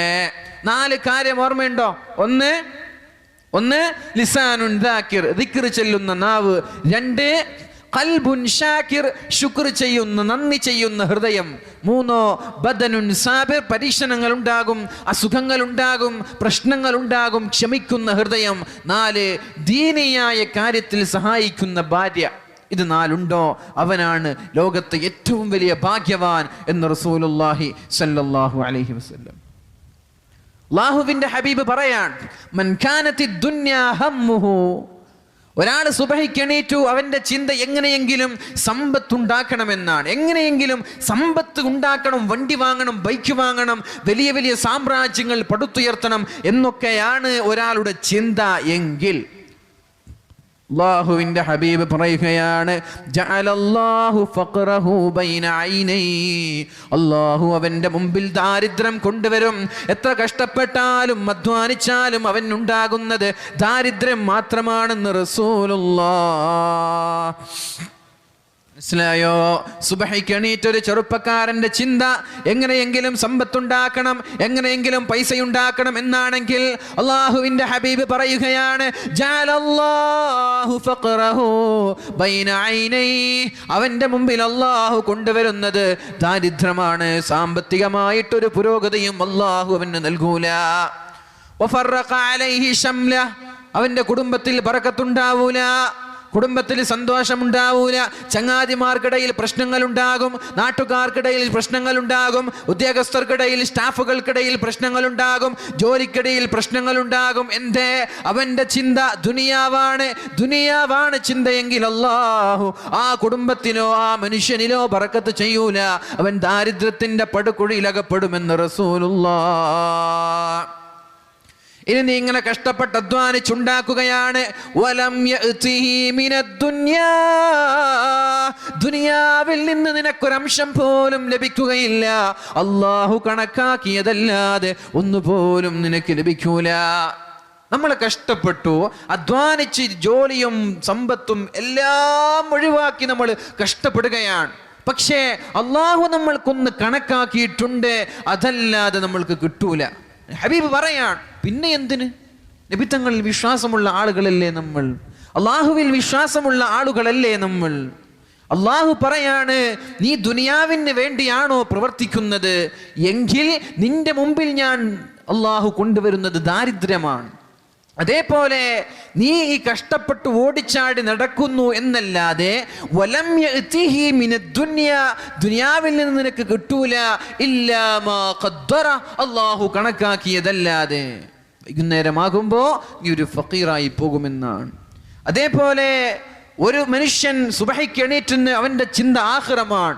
എങ്ങനെയെങ്കിലും ആഖിറത്തിൽ രക്ഷപ്പെടണമെന്നാണ്, എങ്ങനെയെങ്കിലും ഖബറിൽ രക്ഷപ്പെടണമെന്നാണ്, എങ്ങനെയെങ്കിലും ആശറയിലുള്ള അദാബിൽ നിന്ന് രക്ഷപ്പെടണമെന്നാണ് ഒരാളുടെ ചിന്തയെങ്കിൽ അല്ലാഹു തആല അവന്റെ കണ്ണിന്റെ മുമ്പിൽ ഐശ്വര്യം കൊണ്ടുവരും. അവൻ സാമ്പത്തികമായി അവൻ ഉന്നതി നൽകുമെന്ന് റസൂലുള്ളാഹി സ്വല്ലല്ലാഹു അലൈഹി വസല്ലം നമ്മോട് പഠിപ്പിക്കുകയാണ്. അതുമാത്രമല്ല, മുസ്ലിമീങ്ങളായ മുഅ്മിനീങ്ങളായ ആളുകളൊക്കെ ഇവൻ പറഞ്ഞതുപോലെ അനുസരിക്കുന്ന ഒരവസ്ഥയും അവനുണ്ടാകും. എപ്പോ? ആഖിറമാണ് അവന്റെ ചിന്തയെങ്കിൽ. നമ്മുടെ ചിന്ത ആഖിറമാവുക, ബാക്കിയൊക്കെ അല്ലാഹു ചെയ്തോളും. നമ്മുടെ ചിന്ത അത് ആഖിറമാവുക, ബാക്കിയൊക്കെ അള്ളാഹുവിൻ്റെ കയ്യിലാണ്. അള്ളാഹു ബാക്കിയൊക്കെ ചിന്ത ശരിയാണെങ്കിൽ, നമ്മുടെ ലക്ഷ്യം ശരിയാണെങ്കിൽ അതിലേക്കുള്ള വഴി അള്ളാഹു ഏതെങ്കിലും ഒരു രീതിയിൽ നമ്മൾക്ക് ചെയ്തു തരുമെന്നാണ് മഹാനായ റസൂലുള്ളാഹി സ്വല്ലല്ലാഹു അലൈഹി വസല്ലം പഠിപ്പിക്കുന്നത്. ജിന്ദഗി ഇൻസാൻ കി മാനിന്ദ മുർഗേ ഖുശ്നവാ शाह पर बेटा कोई दम ചഹചഹായ ഉടുകയാ. മനുഷ്യ, നിന്റെ ജീവിതം ഏതുപോലെ എന്നറിയോ? ജിന്ദഗി ഇൻസാനിക്ക്, ഒരു മനുഷ്യന്റെ ജീവിതത്തിന്റെ കഥയെക്കുറിച്ച് ആലോചിച്ച് നോക്കിയിട്ടുണ്ടോ? മാനിന്ത് മുറഗേ ഖുശ്നവാ, ഒരു മരച്ചില്ലയിലിരുന്ന് പാട്ടുപാടുന്ന പക്ഷിയെ പോലെയാണ്. എവിടെ നിന്നോ പാറി വന്ന്, എവിടെ നിന്നോ പറന്നു വന്ന പറവകൾ മരത്തിന്റെ ചില്ലയിൽ കിടന്നുകൊണ്ട് ചലിക്കുന്നുണ്ട്, അതിശബ്ദമുണ്ടാക്കുന്നുണ്ട്, കളകളാരവം മുഴക്കുന്നുണ്ട്. ആ ഒരു സമയമല്ലാതെ മനുഷ്യ നിന്റെ ജീവിതത്തിൽ കൂടുതലില്ല.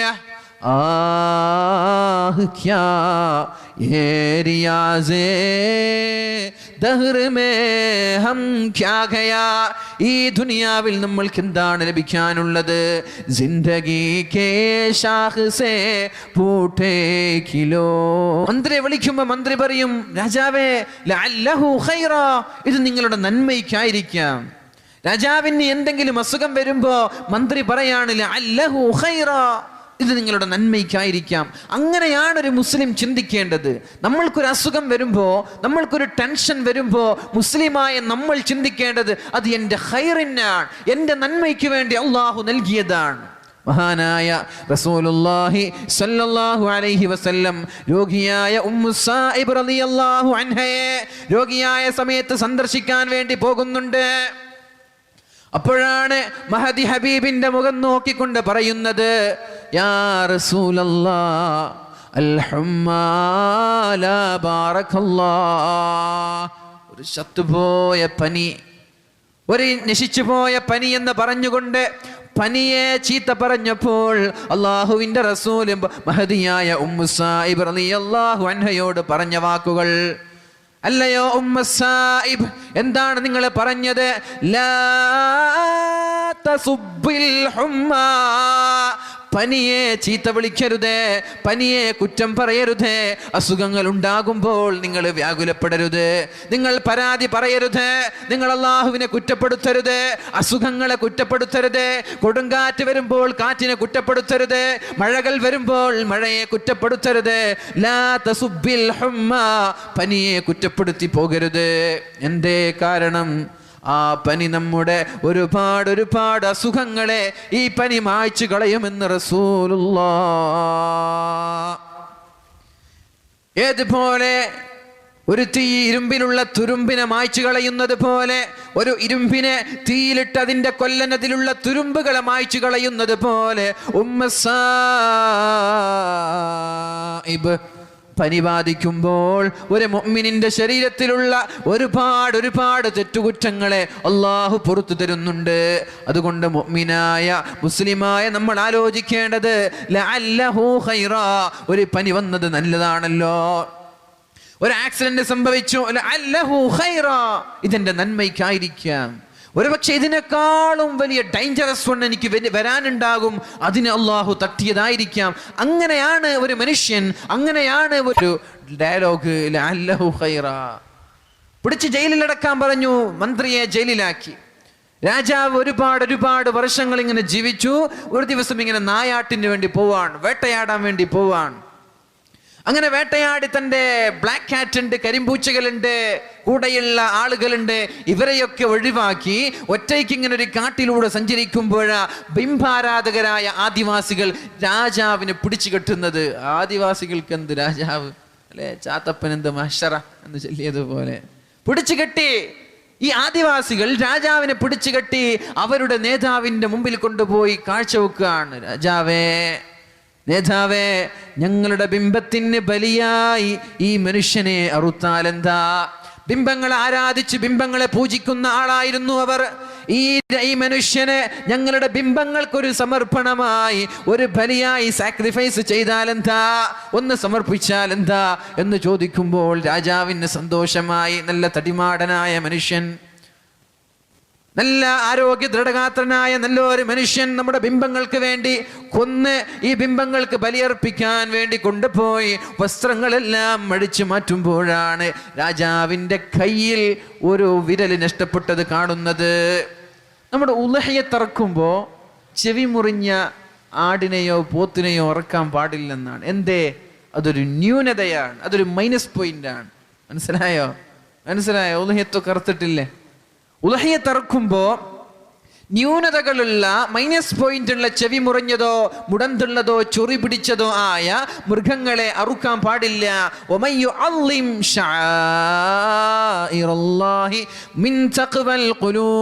അല്ലാഹു ആദരിച്ചവയെ ആദരിക്കുന്നത് ഹൃദയങ്ങളിൽ തഖ്വയുള്ളവർക്കേ അത് സാധിക്കുകയുള്ളൂ. മഹാന്മാരായ ഔലിയാക്കൾ, അള്ളാഹുവിന്റെ ഹബീബിന്റെ സ്വഹാബാക്കൾ, മഹാന്മാരായ പണ്ഡിതന്മാർ ആർക്കാണ് ഇവരെ ബഹുമാനിക്കാൻ സാധിക്കുന്നത്?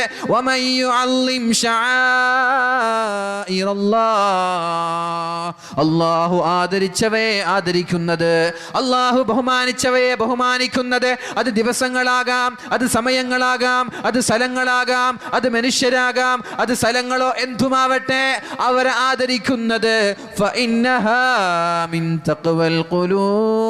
ഹൃദയത്തിൽ തഖ്വയുള്ളവർക്ക് അതിന് സാധിക്കുകയുള്ളൂ എന്ന് പരിശുദ്ധ ഖുർആൻ നമ്മോട് പഠിപ്പിക്കുന്നുണ്ട്.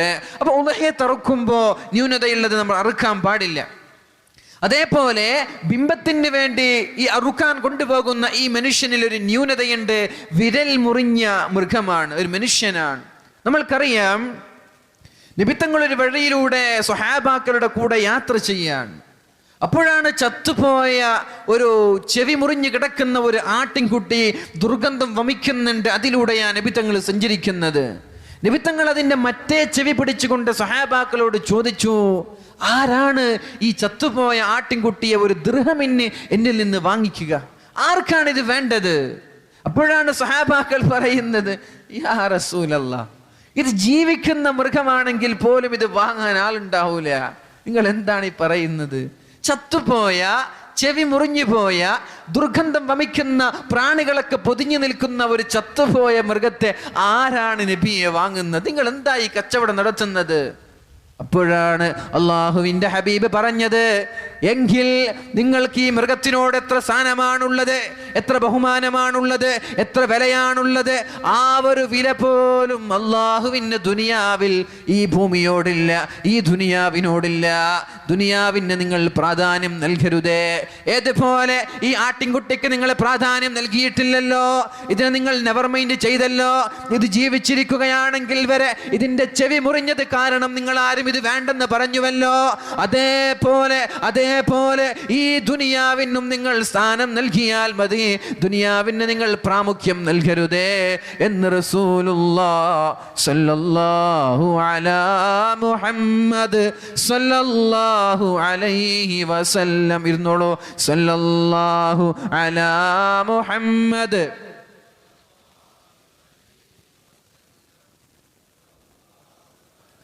മുഹമ്മദ് സല്ലല്ലാഹു അലൈഹി വസല്ലം.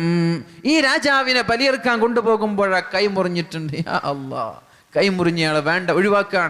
രാജാവ് കിട്ടിയ അവസരം ഒറ്റ ഓട്ടം, പിന്നെ ആ വഴിയിൽ പുല്ല് പോലും മുളച്ചിട്ടില്ലെന്നാ.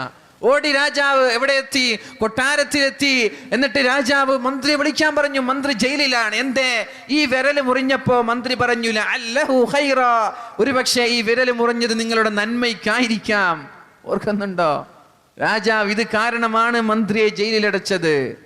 യാ അല്ലാഹ്, മന്ത്രിയെ മോചിപ്പിക്കണം. മന്ത്രി പറഞ്ഞത് ശരിയാണ്. ഈ മന്ത്രി ജയിലിൽ അടക്കുമ്പോ മന്ത്രി പറഞ്ഞിട്ടുണ്ട്, ലഅല്ലഹു ഖൈറ, എന്നെ ജയിലിൽ അടച്ചതും നന്മയ്ക്ക് വേണ്ടി ആയിരിക്കാമെന്ന്. എന്നെ ജയിലിൽ അടച്ചതും നന്മയ്ക്ക് വേണ്ടിയായിരിക്കാമെന്ന് രാജാവിനോട് പറഞ്ഞിട്ടുണ്ട്. രാജാവ് വിളിപ്പിച്ചോ.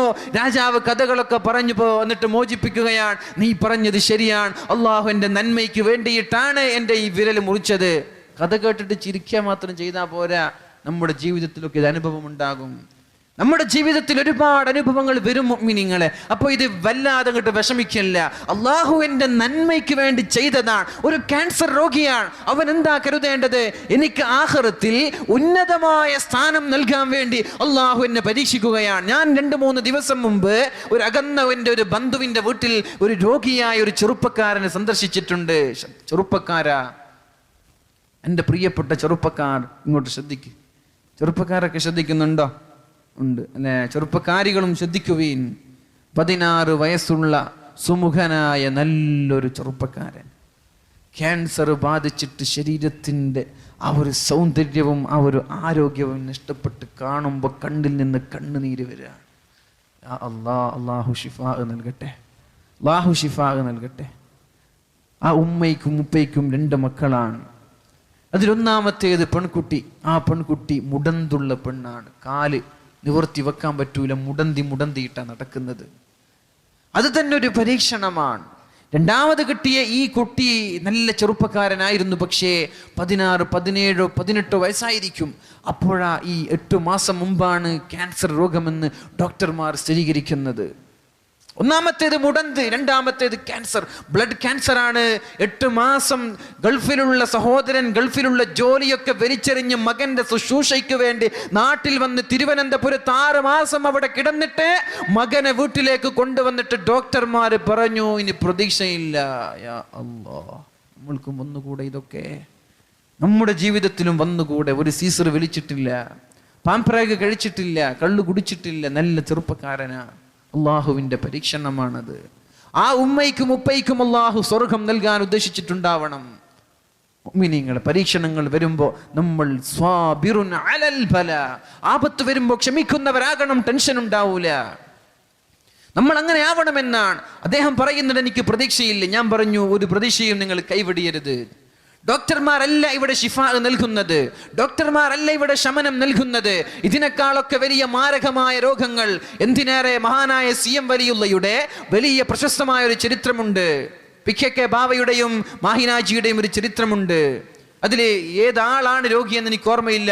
മാഹിനാജിയോ അല്ല ബാവയോ ഏതോ ഒരാൾ വല്ലാത്ത അസുഖം ബാധിച്ച് ഡോക്ടർമാർ വിധിയെഴുതി ഇന്ന് മരിക്കുമെന്ന്, ഇനി ഒരിക്കലും ഷിഫ ഇല്ല എന്ന് ഡോക്ടർമാർ വിധിയെഴുകയാണ്. ബാവയാണെന്ന് എനിക്ക് തോന്നുന്നുണ്ട്, ഇന്നത്തെ MLA ആണ്.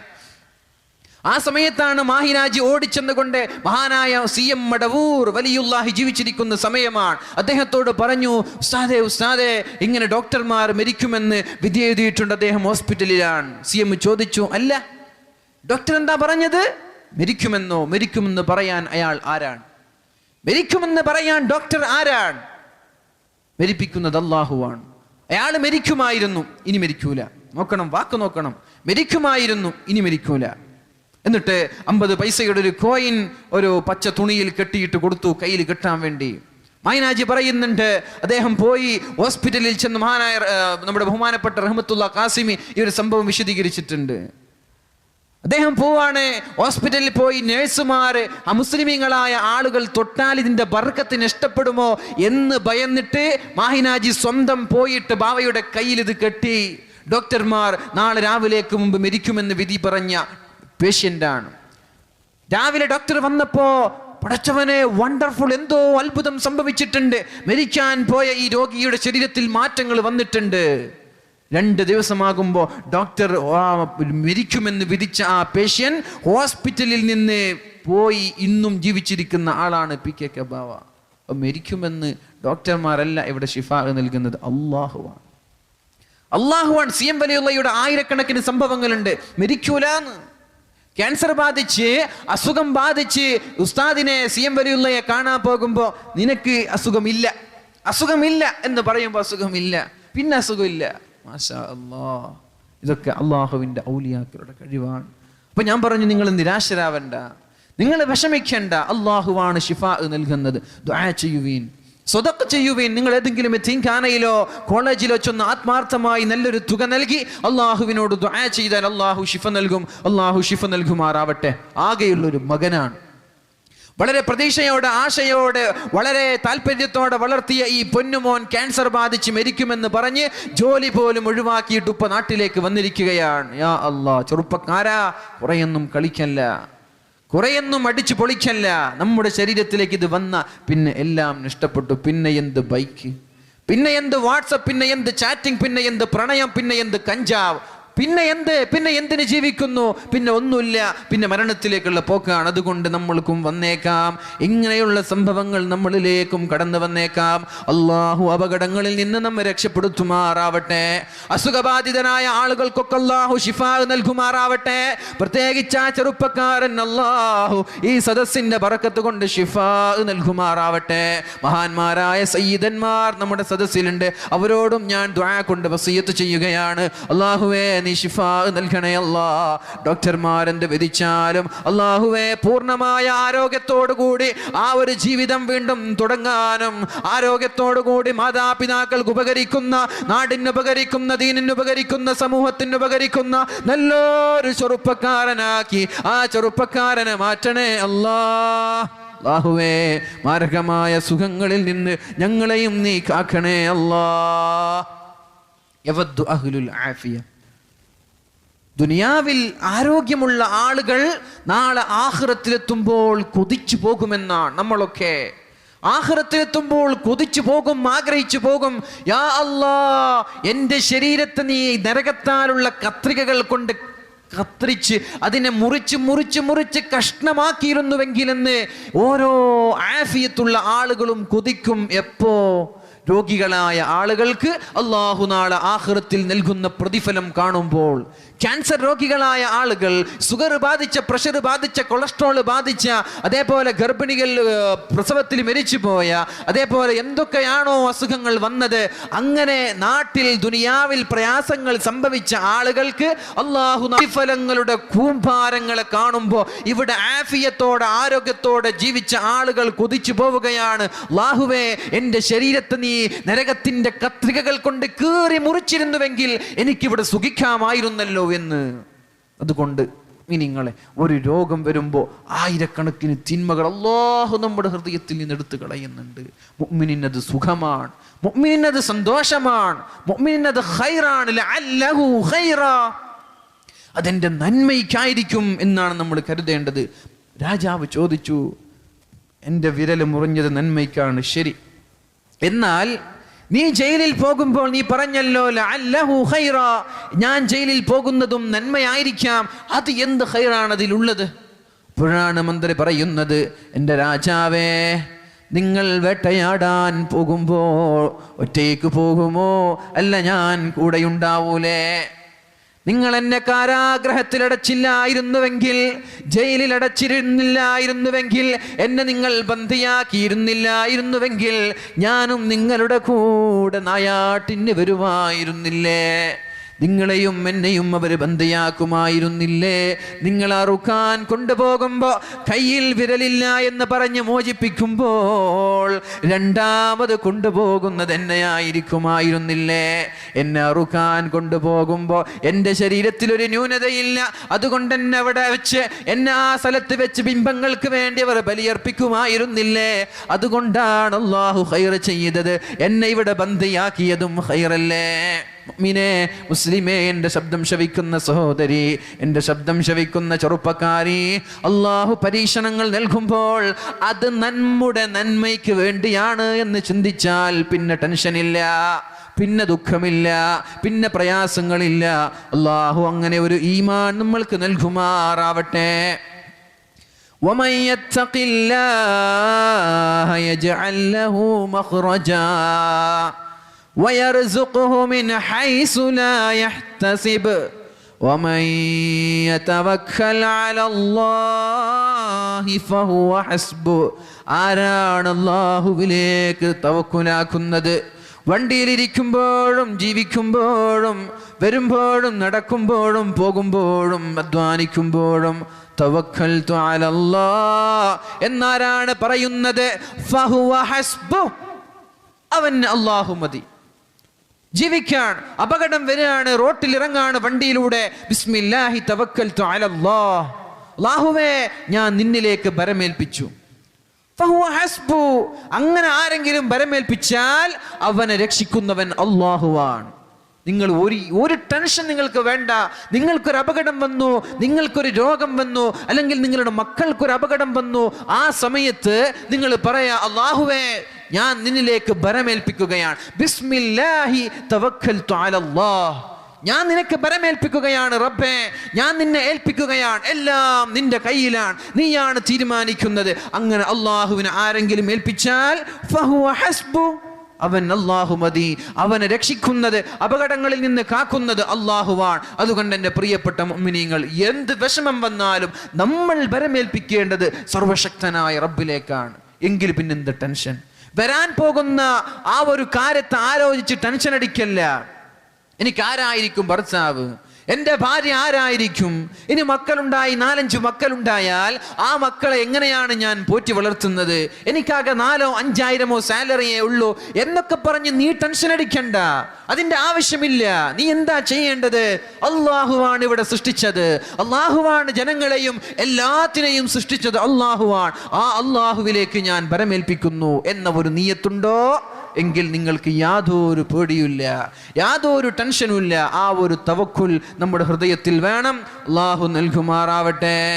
മഹാനായ അബൂദർ റളിയല്ലാഹു അൻഹുവിനോട് നബി തങ്ങൾ ചോദിക്കുന്നുണ്ട്, അബൂദർറേ അതറാ കസ്റത്തൽ മാലി ഹുവൽ ഗിനാ. അബൂദർറേ, സമയായല്ലേ, കുറേ ആയല്ലേ, 18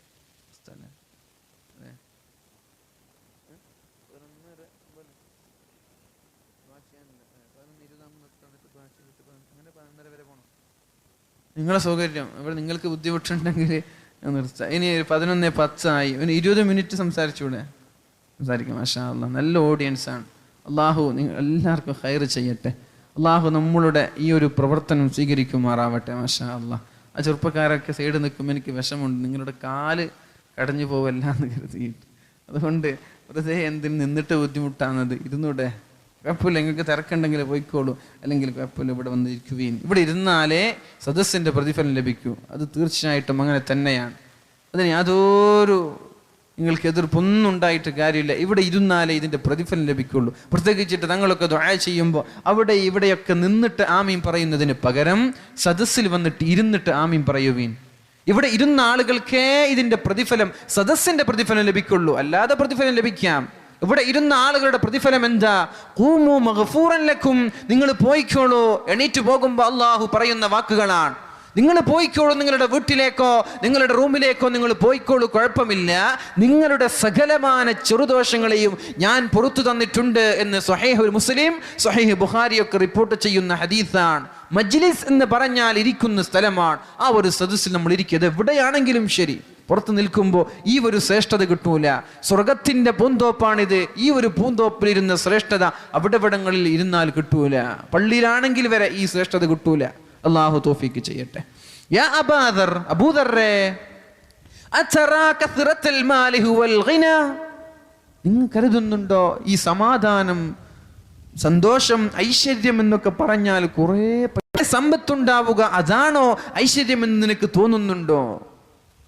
അതേ നബിയെ, പൈസ ഉള്ള ആളുകളല്ലേ മുതലാളി, അവനല്ലേ ഐശ്വര്യവാൻ. വീടിന്റെ മുമ്പിൽ ഒരു ഓടി വേണം, ഇന്റർലോക്ക് ചെയ്ത വീട് വേണം, അമ്പരച്ചുംബിയായ മനോഹരമായ ഡിസൈനുള്ള വീട് വേണം. ഇതൊക്കെയല്ലേ സമ്പത്തിന്റെ അടയാളം? വിധങ്ങൾ ചോദിച്ചു,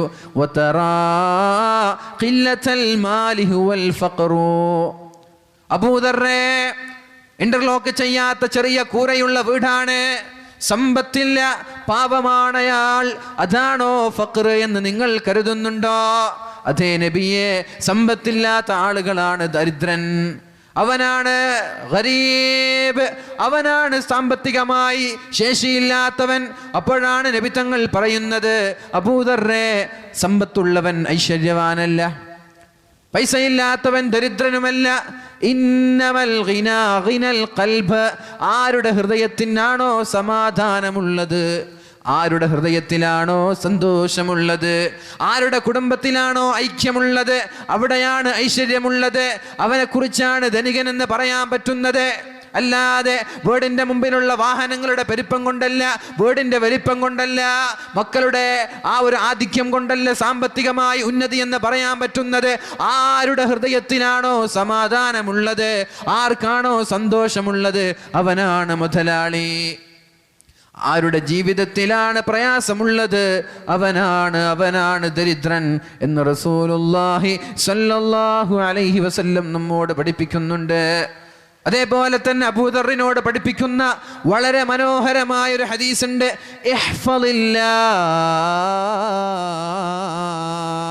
അബൂദറേ, അല്ലാഹുവിനെ സൂക്ഷിക്കണം, അല്ലാഹുവിനെ സൂക്ഷിക്കുക, എങ്കിൽ യഹ്ഫളുക, അല്ലാഹു നിന്നെ സൂക്ഷിക്കും. മനസ്സിലായോ? തിരിഞ്ഞോ? നമ്മൾ അല്ലാഹുവിനെ സൂക്ഷിക്കുക. അല്ലാഹുവിനെ സൂക്ഷിക്കുമ്പോൾ യഹ്ഫളുക, അല്ലാഹു നിന്നെ സൂക്ഷിക്കും. അതേപോലെ ഇദാ സഅൽത ഫസ്അലില്ലാഹ്, നിനക്ക് പ്രയാസം വരികയാണ്, നിനക്ക് ബുദ്ധിമുട്ട് വരികയാണ്, ആളുകളുടെ മുമ്പിൽ നീ ബെഗ് ചെയ്ത് പോവല്ല. അതൊക്കെ നീ ആരോട് പറയ്? അല്ലാഹുവിനോട് പറയ്, അല്ലാഹുവിനോട് പറയ്, വേറെ ആരോടും പറയല്ല. ഇദാ സഅൽത ഫസ്അലില്ലാഹ്, അല്ലാഹുവിനോട് ചോദിക്കുവീൻ, അല്ലാഹുവിനോട് ചോദിക്കുവീൻ. അതേപോലെ വഇദസ്തഅൻത, നിനക്ക് എന്തെങ്കിലും സഹായം വേണം എങ്കിൽ ഫസ്തഇൻ ബില്ലാഹ്, അല്ലാഹുവിനോട് സഹായം തേടുവീൻ, അല്ലാഹുവിനോട് ചോദിക്കുവീൻ, അല്ലാഹു നൽകും. ആളുകളുടെ മുമ്പിൽ കൈനീട്ടി നടക്കല്ല, ആളുകളുടെ മുമ്പിൽ ബെഗ് ചെയ്ത് നടക്കല്ല, അവരോട് അവരുടെ സഹായത്തിന് വേണ്ടി അവരുടെ പിന്നാലെ നടക്കല്ല. അവനും നിനക്കും നൽകുന്നത് അല്ലാഹുവാണ്. അല്ലാഹുവിൽ ഉറച്ച വിശ്വാസമുണ്ട്, അല്ലാഹുവിലേക്ക് ബരമേൽപ്പിക്കാനുള്ള ഈമാൻ നിനക്കുണ്ടെങ്കിൽ നിന്റെ ആവശ്യങ്ങളെല്ലാം അല്ലാഹു നിറവേറ്റിത്തരും. മഹദിയായ ആയിഷ ബീവി റളിയല്ലാഹു അൻഹയുടെ ചരിത്രം പാഠമാണല്ലോ. ആയിഷ ബീവി നോമ്പുകാരിയാണ്. വീട്ടിൽ ചെറിയൊരു റൊട്ടിയാണ് വീട്ടിലുള്ളത്. നോമ്പ് തുറക്കാൻ വേണ്ടി എടുത്തു വെച്ച ആ ഒരു റൊട്ടി ഏതോ ഒരു യാചകൻ വീട്ടിലേക്ക് കടന്നു വന്നപ്പോൾ ആയിഷ ബീവി റളിയല്ലാഹു അൻഹ ഖാദിമത്തിനോട് പറയുന്നുണ്ട് യാചകന് കൊടുക്കാൻ. അപ്പോഴാണ് ആയിഷ ബീവിയോട് ഖാദിമത്ത് ചോദിക്കുന്നത്, ആയിഷ ബീവിയെ, ഇത് കൊടുത്താൽ എങ്ങനെയാണ് നോമ്പ് തുറക്കുന്നത്? ഇത് കൊടുത്താൽ എങ്ങനെയാണ് നോമ്പ് തുറക്കുന്നത്? അപ്പോഴാണ് ആയിഷ ബീവി പറയുന്നത്, അല്ലാഹു ഉണ്ടല്ലോ, അവനല്ലേ ഖൈറ്, അവനല്ലേ നൽകുന്നവൻ. അങ്ങനെ ആ ഒരു റൊട്ടി കഷ്ണവുമായിട്ട് യാചകൻ തിരിച്ചു പോകുന്നുണ്ട്. വീട്ടിൽ ഭക്ഷണം കഴിക്കാനൊന്നുമില്ല, നോമ്പ് തുറക്കാനുള്ള സമയമായി. അപ്പോഴാണ് എവിടെ നിന്നോ ഒരു ഇറച്ചിയുടെ കഷ്ണവുമായി ആയിഷ ബീവിയുടെ വീട്ടിലേക്ക് ഒരാൾ കടന്നു വരുന്നത്. ആയിഷ ബീവി ഖാദിമത്തിനെ വിളിച്ചു, ഇങ്ങോട്ട് വാ, ഇങ്ങോട്ട് വാ, ഞാൻ പറഞ്ഞില്ലേ, ഞങ്ങൾ കൊടുത്ത ഒരു റൊട്ടി കഷ്ണത്തിന് പകരം അല്ലാഹു നമ്മൾക്ക് നൽകിയത് കണ്ടില്ലേ, അല്ലാഹു നമ്മൾക്ക് നൽകിയത് കണ്ടില്ലേ. മഹാനായ ഒരു സഹാബിയുടെ ചരിത്രം പറയുന്നുണ്ട്. അദ്ദേഹം സാമ്പത്തികമായി ഒന്നുമില്ല, വീട്ടിലാകെയുള്ളത് 3 ദിർഹമാണ്. ആ സമയത്താണ് അദ്ദേഹത്തിന്റെ വീട്ടിലേക്ക് ഒരാൾ കടന്നു വരുന്നത്. ഒരു യാചകനാണ്, വല്ലതും തരണേ, വല്ലതും തരണേ.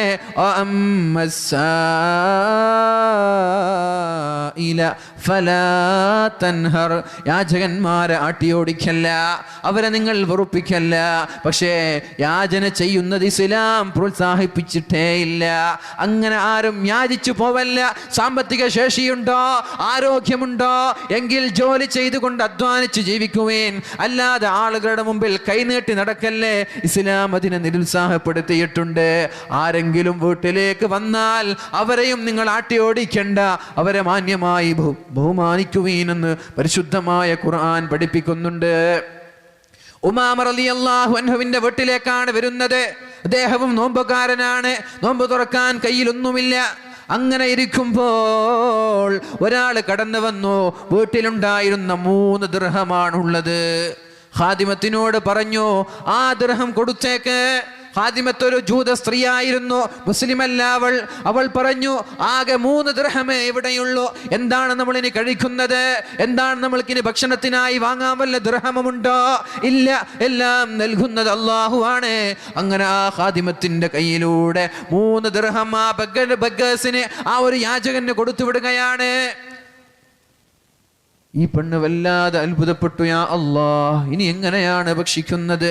അങ്ങനെ തൻ്റെ യജമാനന് വേണ്ടി ആ ഒരു സഹാബിക്ക് വേണ്ടി ബെഡൊരുക്കി കൊടുക്കുമ്പോൾ തലയണയുടെ അടിയിൽ നിന്ന് 300 ദിർഹം ലഭിക്കുന്നുണ്ട്. 3 ദിർഹമാണ് ഇവിടെ കൊടുത്തത്. തലയണയുടെ അടിയിൽ നിന്ന് 300 ദിർഹമാണ് ലഭിക്കുന്നത്.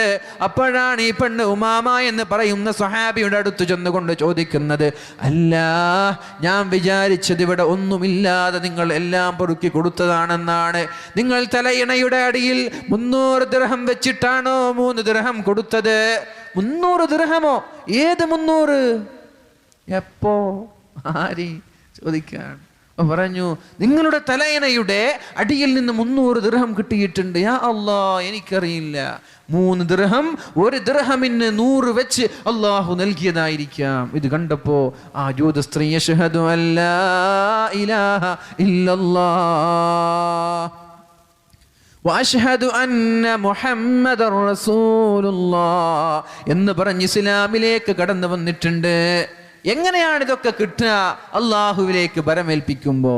അള്ളാഹുവിലേക്ക് നമ്മൾ ബരമേൽപ്പിച്ച് ഇദാ സഅൽത ഫസ്അലില്ലാഹ് വഇദാ ഇസ്തഅൻത ഫസ്തഇൻ ബില്ലാഹ്, ഒരു സഹായം ചോദിക്കുമ്പോ അള്ളാഹുവിനോട് ചോദിക്കുക, റബ്ബേ നീയാണ് കാണുന്നവൻ, നീയാണ് സഹായിക്കുന്നവൻ, എന്നെ കൈവടിയല്ലേ എന്ന് അള്ളാഹുവിനോട് പറഞ്ഞാൽ അള്ളാഹു കൈവടിയില്ല. ഐ പ്രോമിസ് യു, നിങ്ങൾക്ക് ഞാൻ നൽകുന്ന വാഗ്ദാനമാണ്. നിങ്ങളുടെ ഇഖ്ലാസ് ഉണ്ടോ, അള്ളാഹു സഹായിക്കാനെത്തും. അള്ളാഹു സഹായിക്കാനെത്തും. ഒന്നും പേടിക്കണ്ട. നാളേക്ക് വേണ്ടി ഒന്നും ഇവിടെ എടുത്തു വെക്കേണ്ട ആവശ്യമില്ല.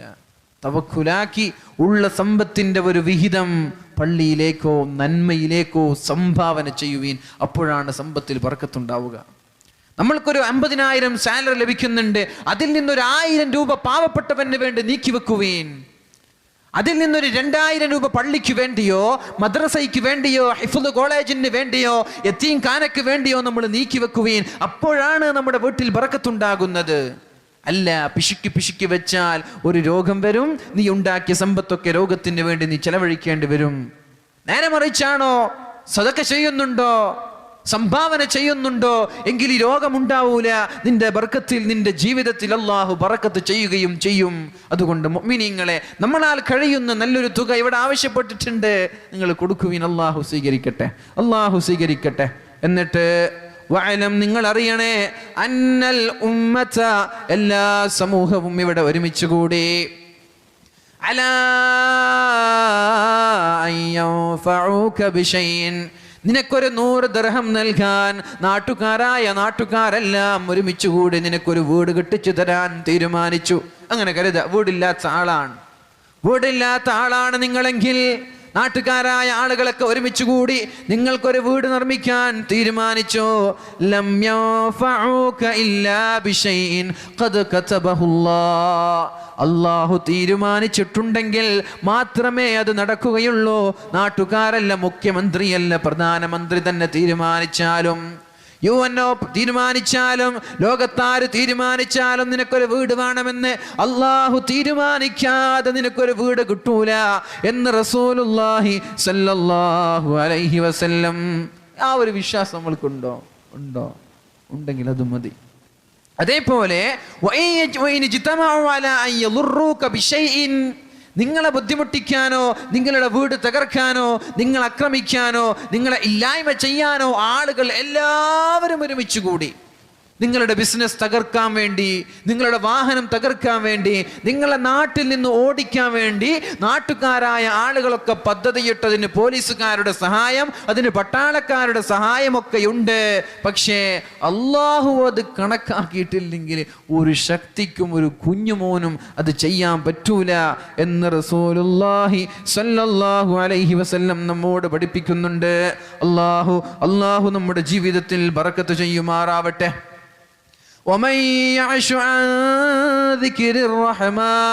അള്ളാഹുവിനെ ഓർക്കാതെ, അള്ളാഹുവിനെ സ്മരിക്കാതെ ജീവിക്കുന്ന ആളുകളെ നിങ്ങൾക്കാണ് അള്ളാഹു ഏൽപ്പിക്കുന്നത്.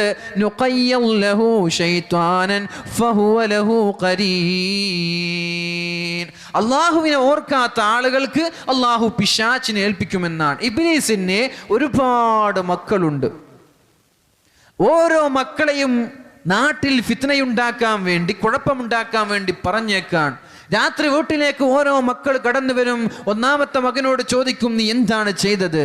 അയാൾ പറയും, ഞാൻ നോമ്പ് നോക്കാൻ ഉദ്ദേശിച്ച ഒരാളുടെ നീയത്തിനെ മാറ്റി അയാളെ നോമ്പ് നോക്കാൻ ഞാൻ അനുവദിച്ചില്ല. ഇതിനൊക്കെ ആവശ്യമുണ്ടോ? ഇത് ചെയ്തിട്ടെന്തെങ്കിലും കാര്യമുണ്ടോ? നിന്റെ പ്രവർത്തനം ശരിയല്ല എന്ന് പറഞ്ഞിട്ട് ചീത്ത പറയുമെന്നാണ്. രണ്ടാമത്തെ മകൻ വരുന്നു. എന്നിട്ട് ഇബ്ലീസ് ചോദിക്കുന്നു, നീ എന്താണ് ഇന്ന് ചെയ്തത് നാട്ടിൽ പോയിട്ട്? അപ്പോഴാണ് അയാൾ പറയുന്നത്, നിസ്കരിക്കാൻ പോകുന്ന ഒരു ചെറുപ്പക്കാരന് ഞാൻ അത് ടേൺ ചെയ്ത് ഡീവിയേറ്റ് ചെയ്ത് കളിയുടെ ഗ്രൗണ്ടിലേക്ക് പറഞ്ഞയച്ചിട്ടുണ്ട്.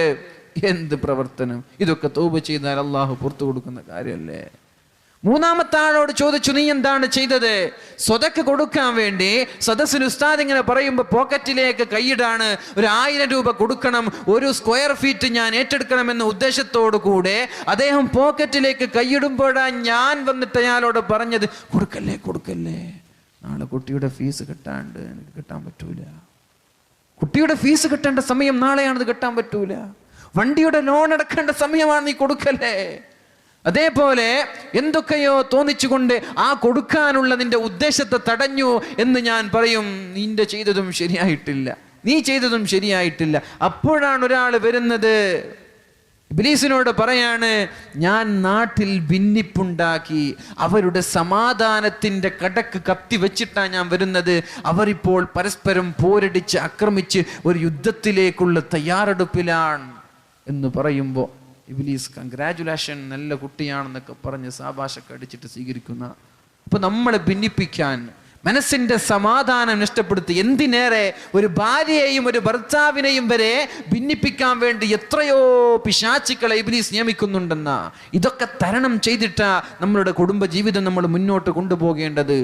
എന്തെങ്കിലും പ്രശ്നമുണ്ടാകുമ്പോഴേക്കും ഞാൻ നിന്നെ ചെല്ലി എന്ന് പറഞ്ഞ് അവിടെ ഡൈവേഴ്സ് നടക്കുകയല്ല വേണ്ടത്. ആ ദാമ്പത്യ ജീവിതം അള്ളാഹുവിന്റെ ഹബീബ് പഠിപ്പിച്ചതുപോലെ സന്തുഷ്ടമായി അഡ്ജസ്റ്റ്മെന്റിലൂടെ, സഹനത്തിലൂടെ, ക്ഷമയിലൂടെ നമ്മൾ മുന്നോട്ട് കൊണ്ടുപോകണം. നമ്മളെ തകർക്കാൻ വേണ്ടി പിശാച് കാത്തിരിക്കുന്നുണ്ട്. എവിടെയൊക്കെ? എല്ലാ ഭാഗത്തും. ഇപ്പൊ സമാധാനമുണ്ടോ? സമാധാനം വേണോ എങ്കിൽ അള്ളാഹുവിന് ദിക്ർ ചെല്ലണം. ദിക്റിന്റെ സദസ്സിലേക്ക് പിശാച് വരൂല. ദിക്ർ ചെല്ലുന്ന ഹൃദയത്തിലേക്ക് പിശാച് വരൂല. ഒരു വീട്ടിൽ എന്നും ഖുർആൻ ഓതുന്നുണ്ട്, ദിക്ർ ചെല്ലുന്നുണ്ട്, തസ്ബീഹ് ചെല്ലുന്നുണ്ട്, നിസ്കരിക്കുന്നുണ്ട്, ഹദ്ദാദ് ചെല്ലുന്നുണ്ട്, ആ വീട്ടിൽ സമാധാനത്തിന്റെ കുറവുണ്ടാവൂല. എന്തേ? അവിടേക്ക് പിശാച് വരൂല എന്നാണ്. അവിടേക്ക് പിശാച് വരൂല. ദിക്ർ ചെല്ലുന്ന ആളുകളുടെ അടുത്തേക്ക് പിശാചിന് വരാനേ പറ്റൂല എന്ന് റസൂലുള്ളാഹി സ്വല്ലല്ലാഹു അലൈഹി വസല്ലം. വമൻ യഅശു അൻ ദിക്രിർ റഹ്മാൻ, അല്ലാഹുവിനെ ഓർക്കാതെ ആരാണ് ജീവിക്കുന്നത്, അവർക്ക് നുഖയ്യിദ് ലഹു ശൈത്വാന, അവർക്ക് ഞാനൊരു പിശാചിനെ നിയമിക്കുമെന്ന് പരിശുദ്ധമായ ഖുർആൻ നമ്മളോട് പഠിപ്പിച്ചു തരുന്നുണ്ട്. അള്ളാഹു പിശാചിന്റെ ശല്യത്തിൽ നിന്ന് നമ്മളെ രക്ഷപ്പെടുത്തട്ടെ. അപ്പൊ ജീവിതത്തിൽ സമാധാനമില്ലാതിരിക്കാനും ടെൻഷൻ ഉണ്ടാവാനും കാരണം ആരാണ്? പിശാചാണ്. റബ്ബി അൻളിർനി ഇലാ യൗമി യുബ്അസൂൻ قال إنك من المنذرين قال فبما أغويتني لأقعدن لهم صراطك المستقيم ثم لآتينهم من بين أيديهم ومن خلفهم وعن أيمانهم وعن شمائلهم ولا تجد أكثرهم شاكرين. കേട്ടോ കേട്ടോ കേട്ടോ, ഞാൻ അവരുടെ മുമ്പിലും പിമ്പിലും വലതുവശത്തും ഇടതുവശത്തും അവരെ വിടാതെ പിന്തുടരും. അവർക്ക് സമാധാനം കൊടുക്കൂല, അവരെ നന്നാവാൻ ഞാൻ അനുവദിക്കില്ല. ആരാ പറയുന്നത്? പിശാച്. ആ പിശാച് ആരുടെ അടുത്തേക്കാ വരുന്നത്? ദിക്ർ ചെല്ലാതെ, ഹദ്ദാദിന്റെ മജ്ലിസ് എന്തുമാവട്ടെ, ദിക്റില്ലാതെ ഖുർആൻ പാരായണം ചെയ്യാത്ത വീടുകളിൽ, അങ്ങനെയുള്ള കുടുംബങ്ങളിൽ ആ പിശാച് 4 ഭാഗത്തു നിന്നും വന്നുകൊണ്ട് ടെൻഷൻ കൊണ്ട് ജീവിതത്തെ നശിപ്പിക്കുന്നത്. അതുകൊണ്ട് ആരാണ് ദിക്ർ ചെല്ലുന്നത് അവർക്കാണ് സമാധാനം. الذين آمنوا وتطمئن قلوبهم بذكر الله. ഞാൻ നിർത്താണ്, ഈ ഒരു ആയത്തും പറഞ്ഞ് ഞാൻ നിർത്താണ്. الذين آمنوا وتطمئن قلوبهم بذكر الله.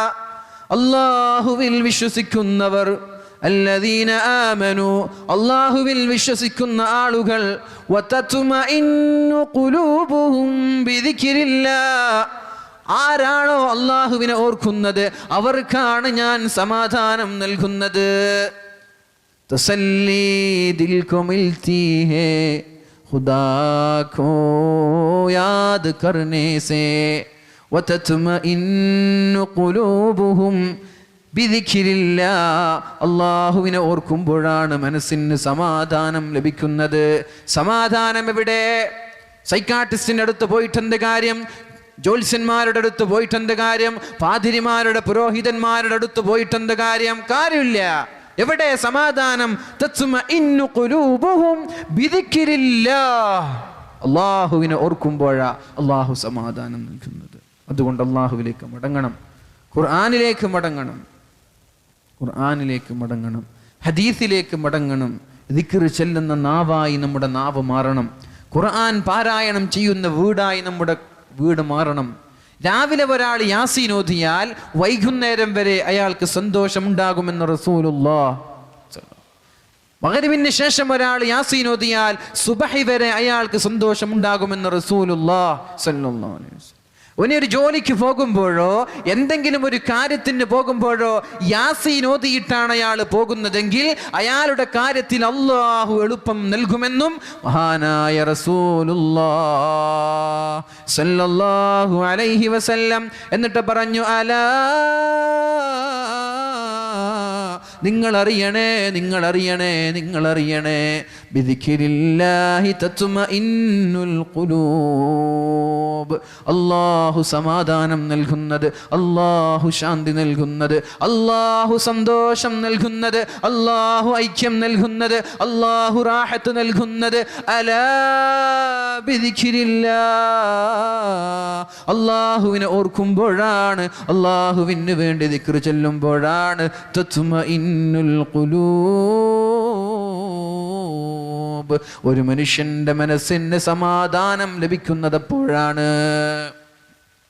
അല്ലദീന ആമനു വഅമിലുസ് സ്വാലിഹാത്ത്. നന്മ ചെയ്യുന്ന ആളുകളെ തൂബാലഹും, ഐ വെൽക്കം യു, നിങ്ങളെ ഞാൻ സ്വാഗതം ചെയ്യുന്നു. വഹുസ്നു മആബ്, നിങ്ങളുടെ മടക്കം ഖൈറാൻ, നിങ്ങൾക്ക് നന്മയുണ്ട്, നിങ്ങൾ മരിക്കുന്നത് നന്മയിലാണ്. മഹാനായ ഇബ്നു അബ്ബാസ് റളിയല്ലാഹു അൻഹു മരിച്ചിട്ട് ദഫൻ ചെയ്യുമ്പോഴാ ആ നാട്ടിൽ കാണാത്ത എന്തോ ഒരു സ്ട്രേഞ്ച്, ഒരു അപരിചിതമായ ഒരു പക്ഷി ഓടി വന്നിട്ട് ഖബറിന്റെ അകത്തേക്ക് പ്രവേശിക്കുന്നത്, മയ്യത്ത് കട്ടിലിലേക്ക് പ്രവേശിക്കുന്നത്. ഇബ്നു അബ്ബാസ് റളിയല്ലാഹു അൻഹുവിനെ മറമാടാൻ പോവാണ്. ഹിബ്റുൽ ഉമ്മ, ഉമ്മത്തിന്റെ മഹാനായ പണ്ഡിതനാണ്. നാട്ടുകാരും കാണാത്തൊരു പക്ഷിയാണത്. മയ്യത്ത് കട്ടിലിലേക്ക് കയറി പിന്നെ പുറത്ത് വന്നിട്ടില്ല. എന്നിട്ട് ഖബർ മറമാടി ആളുകളൊക്കെ പോകുമ്പോഴാ ഖബറിൽ നിന്ന് ഒരു ശബ്ദം കേൾക്കുന്നത്, യാ അയ്യതുഹൻ നഫ്സുൽ മുത്മഇന്ന ഇർജിഇ ഇലാ റബ്ബികി റാളിയതൻ മർളിയ ഫദ്ഖുലി ഫീ ഇബാദി വദ്ഖുലി ജന്നതി യാ അയ്യതുഹൻ നഫ്സുൽ മുത്മഇന്ന. അല്ലാഹുവിനെ പേടിച്ച് ജീവിക്കുന്ന ആളുകൾക്ക് അല്ലാഹു സമാധാനം നൽകുകയുള്ളൂ. അതുകൊണ്ട് യാ അയ്യതുഹൻ നഫ്സുൽ മുത്മഇന്ന, ഓ ശാന്തമായി അല്ലാഹുവിനെ പേടിച്ചുകൊണ്ട് ജീവിച്ച മനുഷ്യ, ഇർജിഇ ഇലാ റബ്ബികി, നിന്റെ റബ്ബിലേക്ക് മടങ്ങുവീൻ, നിന്റെ രക്ഷിതാവിലേക്ക് മടങ്ങുവീൻ. ഇർജിഇ ഇലാ റബ്ബികി റാളിയതൻ മർളിയ, തൃപ്തിയോടെ സന്തോഷത്തോടെ. അല്ലാഹുവിന് നിങ്ങളെ ഇഷ്ടമാണ്, നിങ്ങൾക്ക് അല്ലാഹുവിനെയും ഇഷ്ടമാണ്.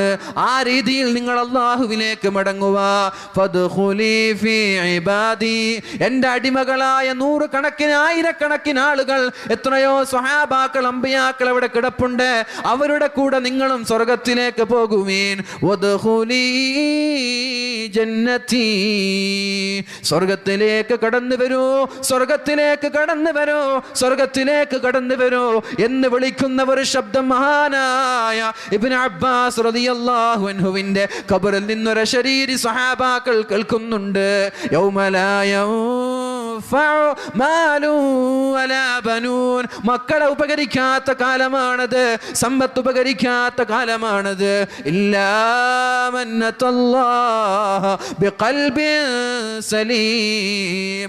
ആരാണോ സംശുദ്ധമായ മനസ്സുമായി അങ്ങോട്ട് പോകുന്നത്, ആരോടും ചൊടിയില്ലാതെ, ആരോടും പകയില്ലാതെ, വിദ്വേഷമില്ലാതെ, ആക്രമിക്കാതെ, ആരെക്കുറിച്ചും ഗീബത്ത് പറയാതെ, നമീമത്ത് പറയാതെ, ആരെയും കുറ്റപ്പെടുത്താതെ, കുശുമ്പില്ലാത്ത കുറുമ്പില്ലാത്ത ശുദ്ധമായ മനസ്സോടുകൂടി, സംശുദ്ധമായ ഹൃദയത്തോടുകൂടി ആരാണ് നാളെ ആഖിറത്തിലേക്ക് കടന്നു പോകുന്നത്, ഫദ്ഖുലി ഫീ ഇബാദി, അവർ നാളെ സ്വർഗത്തിലേക്ക് കടക്കുകയാണ്.